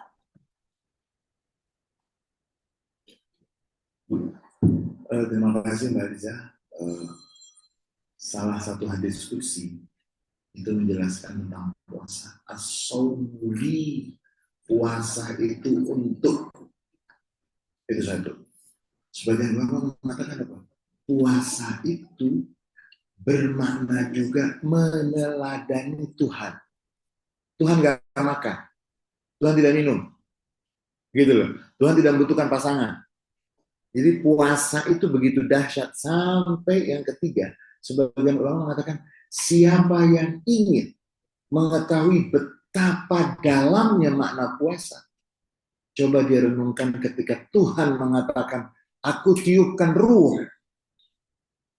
Karena puasa itu yang menyebabkan beban-beban yang menumpuk, yang menutupi rohani kita, itu kan terbuang melalui puasa. Sehingga puasa begitu dahsyat sampai pilihan-pilihan Allah, hamba-hamba pilihan Allah yang istimewa, mereka puasa ketika ingin mendapatkan hal-hal yang luar biasa. Nabi Zakaria sudah divonis pasangannya nggak mungkin punya.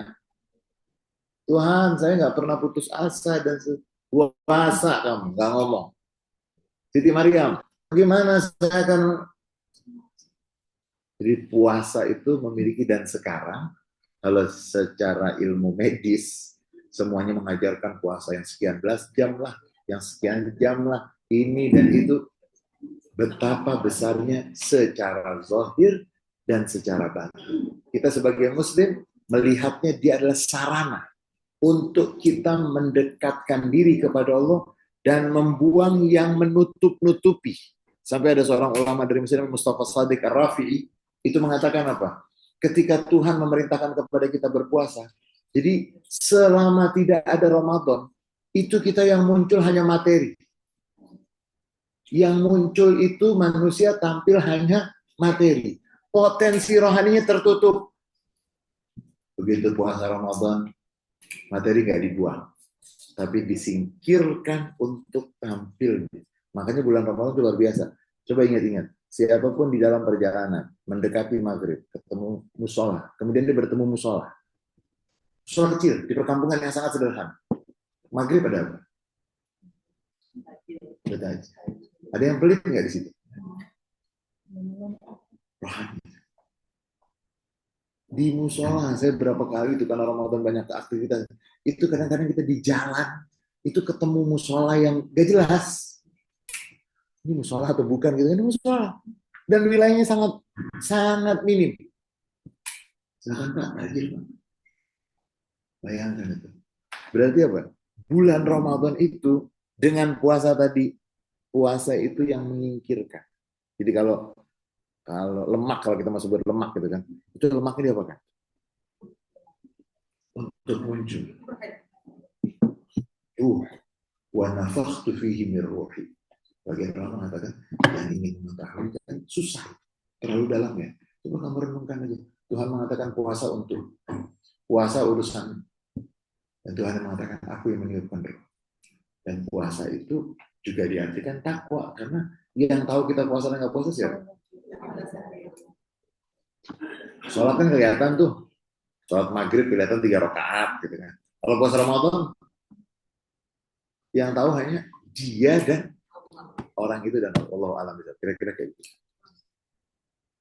Ada yang mau bertanya lagi? Kalau nggak Norma, sama lagi. Oke, Boleh. Itu belum salah. Nggak boleh satu. Oke, belum salah. Silakan Bang Imam pertama.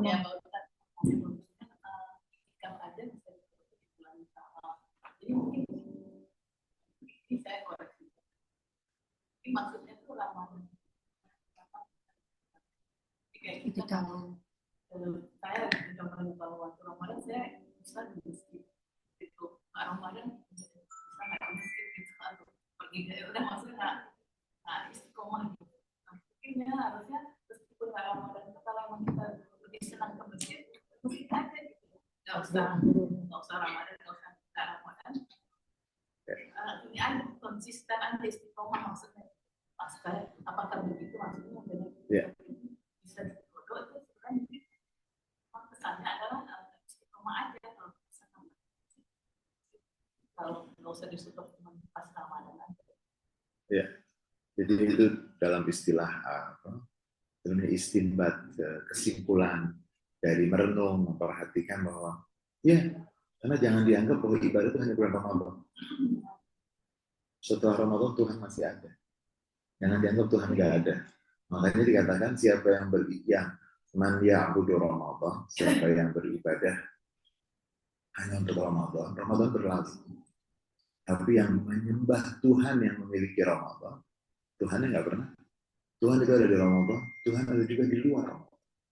Ramadan tempat mengisi bensin, kalau mau disebut bensin, mencas, mengisi energi. Ramadan menjadi cahaya yang menerangi bulan-bulan. Jadi jangan berhenti di Ramadan, lanjutkan dengan Ramadan. Dan sampai dikatakan oleh sebagian ulama, kalau Ramadannya bagus, insya Allah setelah Ramadannya itu akan terbawa bagus. Karena dia menyimpan bekal.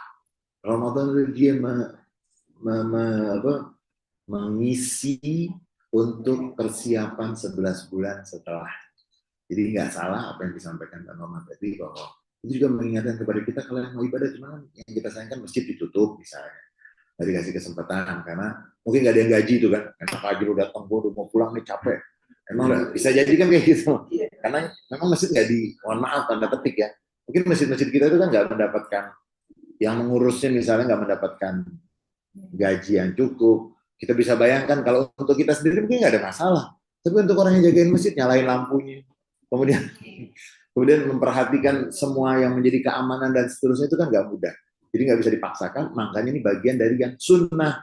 Artinya bisa dilakukan, bagus. Kalau nggak dilakukan tidak dosa, gitu. Jadi betul yang Mbak Norma katakan, itu juga memberikan isyarat, sinyal, pesan bahwa ibadah itu jangan hanya di Ramadan. Karena setelah Ramadan juga sangat membutuhkan untuk diisi dengan ibadah. Makanya kita di Indonesia punya tradisi yang bagus, namanya halal bihalal. Itu kan ibadah juga gitu. Ibadah kita saling memaafkan. Apa artinya kita berpuasa? Apa artinya kita sedekah? Apa artinya kalau kita masih mengambil hak orang lain? Kalau kita masih menyakiti orang lain, kalau kita, itu yang Nabi Muhammad katakan, tahu nggak kamu siapa orang yang rugi kan gitu. Ternyata orang yang udah ibadah tapi masih mengambil harta orang, mencaci, meremehkan kehormatan orang dan seterusnya. Jadi nggak salah dan tepat juga yang disampaikan oleh Allah. Allahu a'lam bishawab. Ya, terakhir mungkin Lili silakan. Ya. Ya, silakan. Assalamualaikum warahmatullahi wabarakatuh.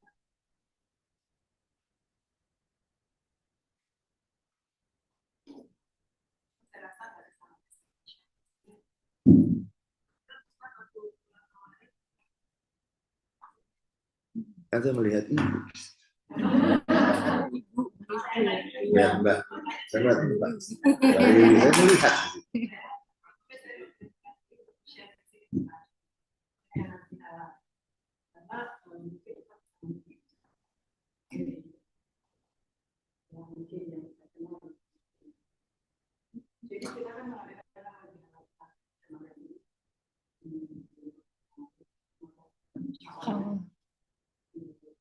Itu judulnya keluarga dan halal bihalal. Which is kan hasil kecil karena dilakukan assembly hall. Apa yang terjadi? Ternyata hal itu ada. ada oknum ini mohon maaf saya jadi cerita karena saya itu sambutan dari ketua pengawas.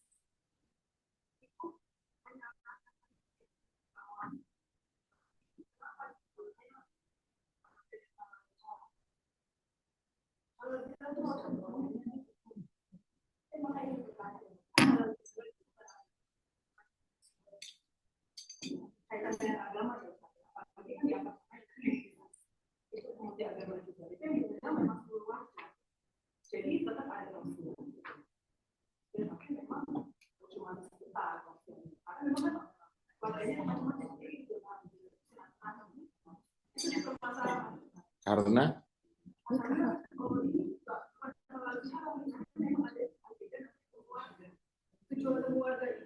Oh, karena ada non-muslimnya mereka permasalahkan ya. Oh, bukan yang dipersalahkan karena ada non-muslimnya di situ ikut atau memang halal bihalal yang enggak ada.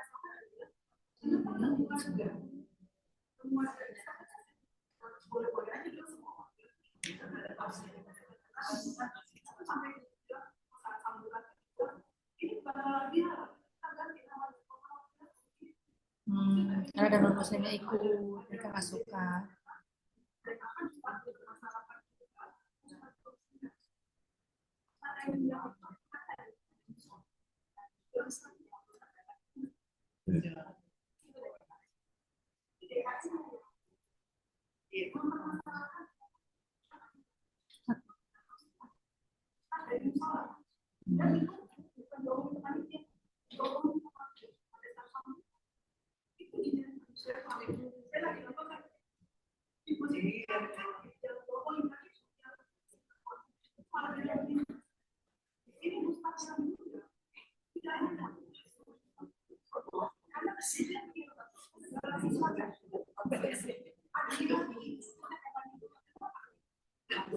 Ada kasta-kasta Ustadz ya.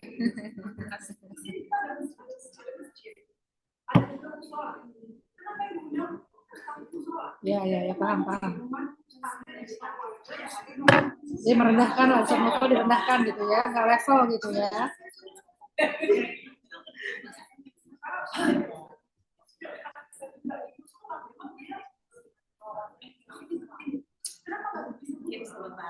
Hah? Udah pernah gitu.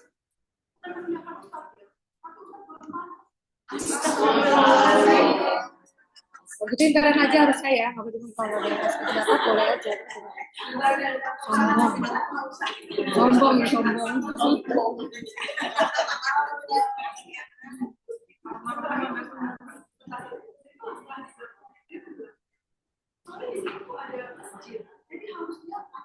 Oh, jealous masjid dong, kenapa musola yang dari, masa dia dong masjid.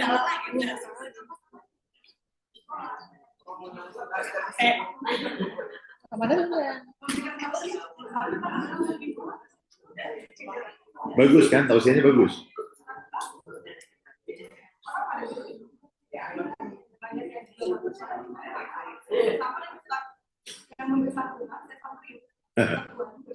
Terus hal bihalal juga gitu.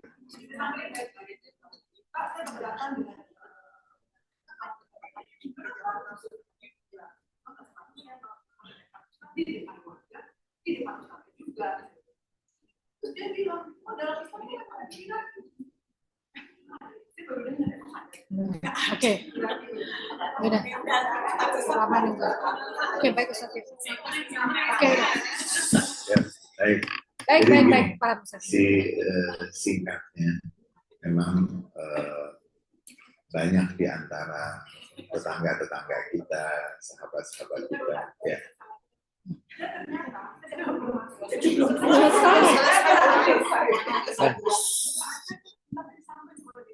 Ya udah itu enggak, paling enggak kita udah tahu bagaimana attitude DKM Masjid kan. Oke. Oh. Ya. Baik, yang pertama kita prihatin. Halal bihalal itu memang umum. Halal bihalal, dan kalau ada tausiah pun diminta yang menyampaikan tausiah itu menyampaikan Islamnya rahmatan lil alamin. Kalau perlu binatang diundang. Kenapa harus manusia saja? Karena Nabi rahmat untuk alam semesta. Tidak terbatas. Apalagi kalau itu tentang tetangga. Kalau, mohon maaf ya, kita sangat prihatin sekali. Jika orang membaca dengan baik, temu warga itu bisa menjadi wajib. Nabi Muhammad yang mengatakan, Wallahi la yu'min, wallahi la yu'min, wallahi la yu'min. Demi Allah tidak terhitung beriman. Demi Allah tidak terhitung beriman. Demi Allah tidak terhitung beriman orang yang mengganggu tetangganya. Terus temu warga malah justru itu substansi dari halal bihalal di situ. Temu warga, mau warganya agamanya A, B, C, agama yang belum didaftar lagi, yang udah terdaftar, agamanya silahkan gitu. Tapi ini temu warga dan tetangga. Nanti di dalam Islam tuh penting sekali tentang tetangga. Sampai nanti Nabi Muhammad mengatakan apa? Jibril berkali-kali berpesan kepadaku tentang tetangga. Sampai aku berpikir waktu itu jangan-jangan tetangga dapat warisan juga. Loh, saking banyaknya pesan tentang, kan aneh sekali. Kemudian pertanyaannya, bagaimana kita mau dakwah agar Islam itu bisa diterima? Agar image tentang Islam itu tidak salah kalau kita nggak pernah ketemu. Oh iya loh, Masya Allah halal bihalal memang dari para kiai, dari para ulama. Tapi isinya itu kan merawat silaturahmi. Itu kan bagus. Jadi nanti kalau memang ada kesempatan saya bisa bicara lah sama yang di sana tuh. Untuk kita ingatkan jangan sampai apalagi maaf. Silahkan baca di dalam surat Al-Kahfi. Nabi Musa itu kan pertamanya mengaku apa? Saya paling berilmu. Suruh belajar. Gurunya siapa? Nabi Khidir. Wajahnya lebih tampan Nabi Musa. Nabi Khidir bukan pemimpin bangsa Bani Israel. Nah, ini baru masjid aja gaya kan gitu kan.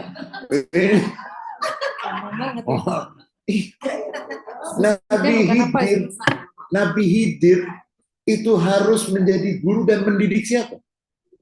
Yang hierarkinya tinggi nggak Nabi Musa? Tapi harus apa? Udah, sama ikut syarat ya. Jangan nanya. Ini kenapa dibolongi? Jadi hierarki yang dimaksud saya nggak paham apa yang dimaksud, tapi mohon maaf itu mungkin kesalahpahaman di dalam memahami bahwa orang yang punya kesempatan, orang yang punya kapasitas menyampaikan ajaran agama memang ada aturan, nggak sembarangan orang. Tetapi janganlah Anda meremehkan orang lain. karena tidak ada manfaat. Ketika kita sampaikan, Nabi sudah mengatakan, bahwa tahukah kamu orang yang rugi itu seperti apa? Yang udah puasa, udah sholat, meremehkan orang lain. Apalagi di hadapan orang. Dalam suasana yang semestinya saling. Mungkin nggak ada ustadz yang bisa dipanggil karena harinya, ataupun dan seterusnya. Memang kenapa? Sampai kita dikatakan apa? Belajarlah dari siapapun. Al-hikmah dhalatul mu'min. Yang namanya hikmah dan bijaksana itu adalah sesuatu yang hilang dari seorang yang beriman, dari manapun hendaknya dia mencari. Jadi nanti misalnya, mohon maaf loh ya, yang banyak membantu Gaza Cina. Ya. Gimana coba? Mau Anda sebut Cina, mau sebut Tiongkok, mau sebut China, dia membantu. Terus sama anti dengan China. Saya subjektif. Yang merusak Gaza dan merusak tatanan internasional, si bapak itu, si negara itu, si mister yang antik itu. Terus, apa?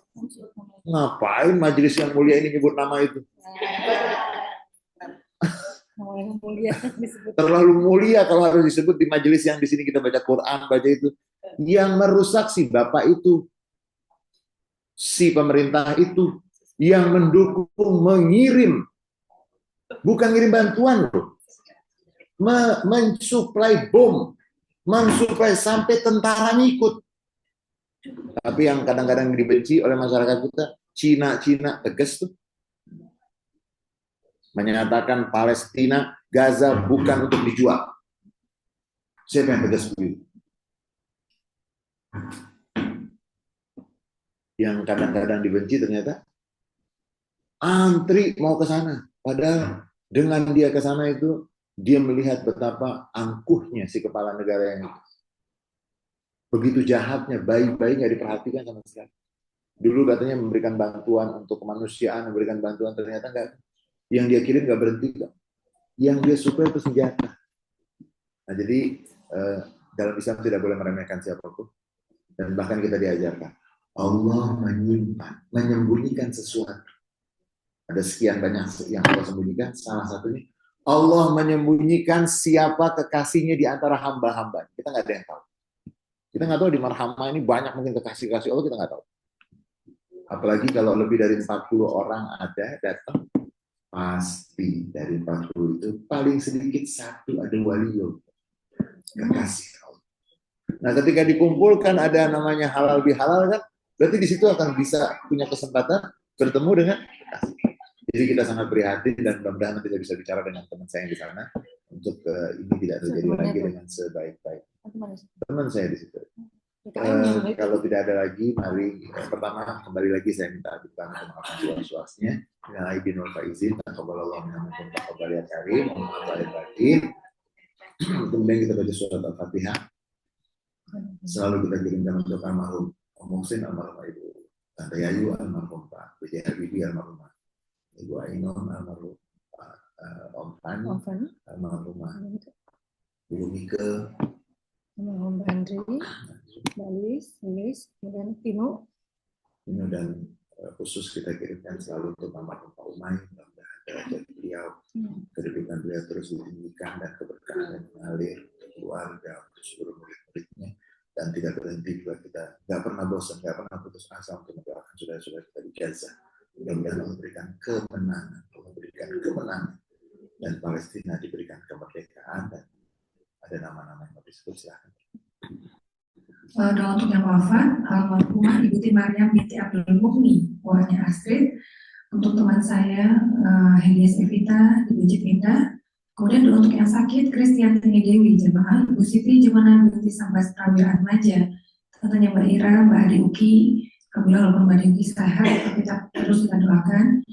Ibu Rudiarsih, sahabatnya Evi, Ibu Rusini Wulan binti Rusak Abdul Ghani. Mohon yang terbaik untuk ibu mertua saya, Mbak Yeti Aslina Ahmad Kurniadi, Rasika Syahmina binti Iril, Konraf Syarti, Asyati binti Antu Pawalahi, Trinyata Henry, Ibu Ina Dewi Martina binti Bidayat, Bapak Birahi Miharja, ibunya Antin, Ibu Eminar Kasim, ibu mertua Astrid, Bapak Rahman Syah bin Sumantri, ayahnya Astrid, untuk ayah Bahar, ayahnya saya, Bapak Sony Dwi Harsono, bapaknya Berasti, Dewi Kami, temannya Evi dan Vera, Bapak Ali Yakub Khatib dan Ibu Mutia Ali, mertuanya Putih, Ibu Husna Kadir, ibundanya Evi, Emni Bras Azhar bin Aji Setiawan, kerabatnya Lili, Rina Rahmatika, sepupu Evi, H.S. Alwi Alajus, mertua kakaknya Mbak Noma, Anton Surya Putra, temannya Noma, Yanul Syahri bin Muhammad Hatta, kakak ipar Sakti Rianto, Bapak Joko Subagio, ayahnya Mila, dan Bapak Sulistiadi bin Haryodo, ayahnya Mbak Susi Harlina, dan doa untuk hajat-hajat kita semua, juga untuk Mbak Tami dan Mas Ridwan Ustaz. Al-Fatihah. Bismillahirrahmanirrahim. Alhamdulillahirabbil alamin. Arrahmanirrahim. Maliki yaumiddin. Iyyaka na'budu wa iyyaka nasta'in. Ihdinas siratal mustaqim. Shiratal ladzina an'amta 'alaihim ghairil maghdubi 'alaihim waladdallin. Bismillahirrahmanirrahim. Allahumma shalli 'ala Muhammad wa 'ala ali Muhammad. Allahumma inna nas'aluka salamatan fid din wa 'afiyatan fil jasad wa ziyadatan fil ilmi wa barakatan fil rizqi. Ya Allah, berikan kepada kami semua keselamatan di dalam agama kami, kesehatan pada jasmani dan rohani kami. Tambahkan bagi kami ilmu yang penuh dengan manfaat, ilmu yang penuh dengan cahaya. Limpahkan untuk kami rezeki yang banyak yang penuh dengan keberkahan. Ya Allah, berikanlah kepada kami kesempatan taubat sebelum kematian menjemput kami. Berikanlah kepada kami ketenangan ketika kematian menjemput kami. Berikan kepada kami rahmat-Mu, kasih sayang-Mu, pengampunan-Mu ketika kematian telah menjemput kami. Allahumma inna ala dzikrika wa syukrika wa husni ibadatik. Wahai Tuhan kami, berikanlah kepada kami untuk kami selalu pandai di dalam berzikir, di dalam bersyukur, di dalam beribadah. Ya Allah, wafatkan kami dalam keadaan bersyukur, wafatkan kami dalam keadaan berzikir, wafatkan kami dalam keadaan beribadah sebaik-baiknya untuk mendapatkan keridhaan dari Rabbana ighfir lana wa liwalidina warhamhum kama rabbauna shighara. Wahai Tuhan kami, ampuni dosa-dosa kami, dosa kedua orang tua kami, sayangi kedua orang tua kami, karena mereka yang paling sayang kepada kami, yang paling cinta kepada kami, yang paling berjuang untuk kami.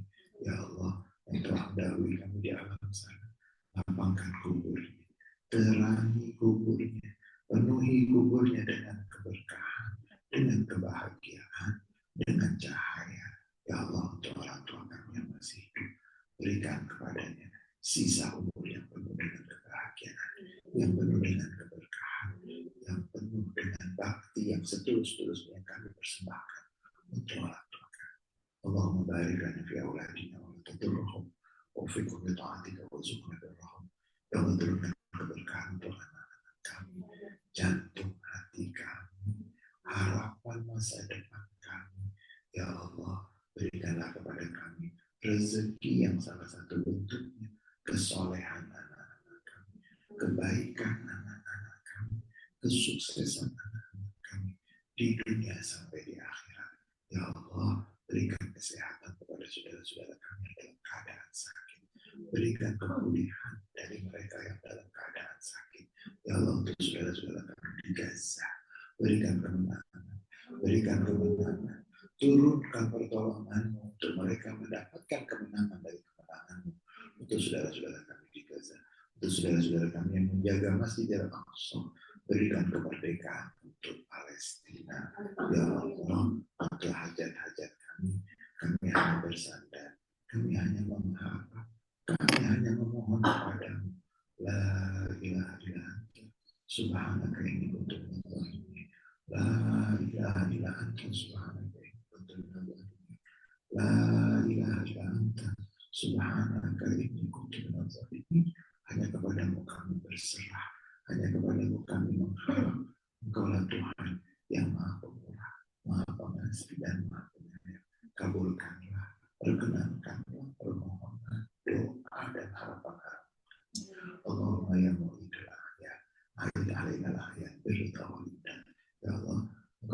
Tuhan yang mempertemukan kami dengan Ramadan demi Ramadan, Idul Fitri demi Idul Fitri. Ya Allah, pertemukan kami dengan Ramadan yang akan datang. Pertemukan kami dengan Ramadan yang akan datang. Pertemukan kami dengan Ramadan yang akan datang. Pertemukan kami dengan Idul Fitri yang akan datang. Dan Engkau telah berikan kepada kami pengampunan atas dosa-dosa kami. Dan Engkau perkenankan hajat dan doa-doa kami. Rabbana atina fid dunya hasanah wa fil akhirati hasanah wa qina adzabannar. Subhana rabbika rabbil izzati amma yasifun. Wassalamu ala mursalin. Alhamdulillahirabbil alamin. Mohon maaf lahir dan batin dari Faizin. Assalamualaikum warahmatullahi wabarakatuh.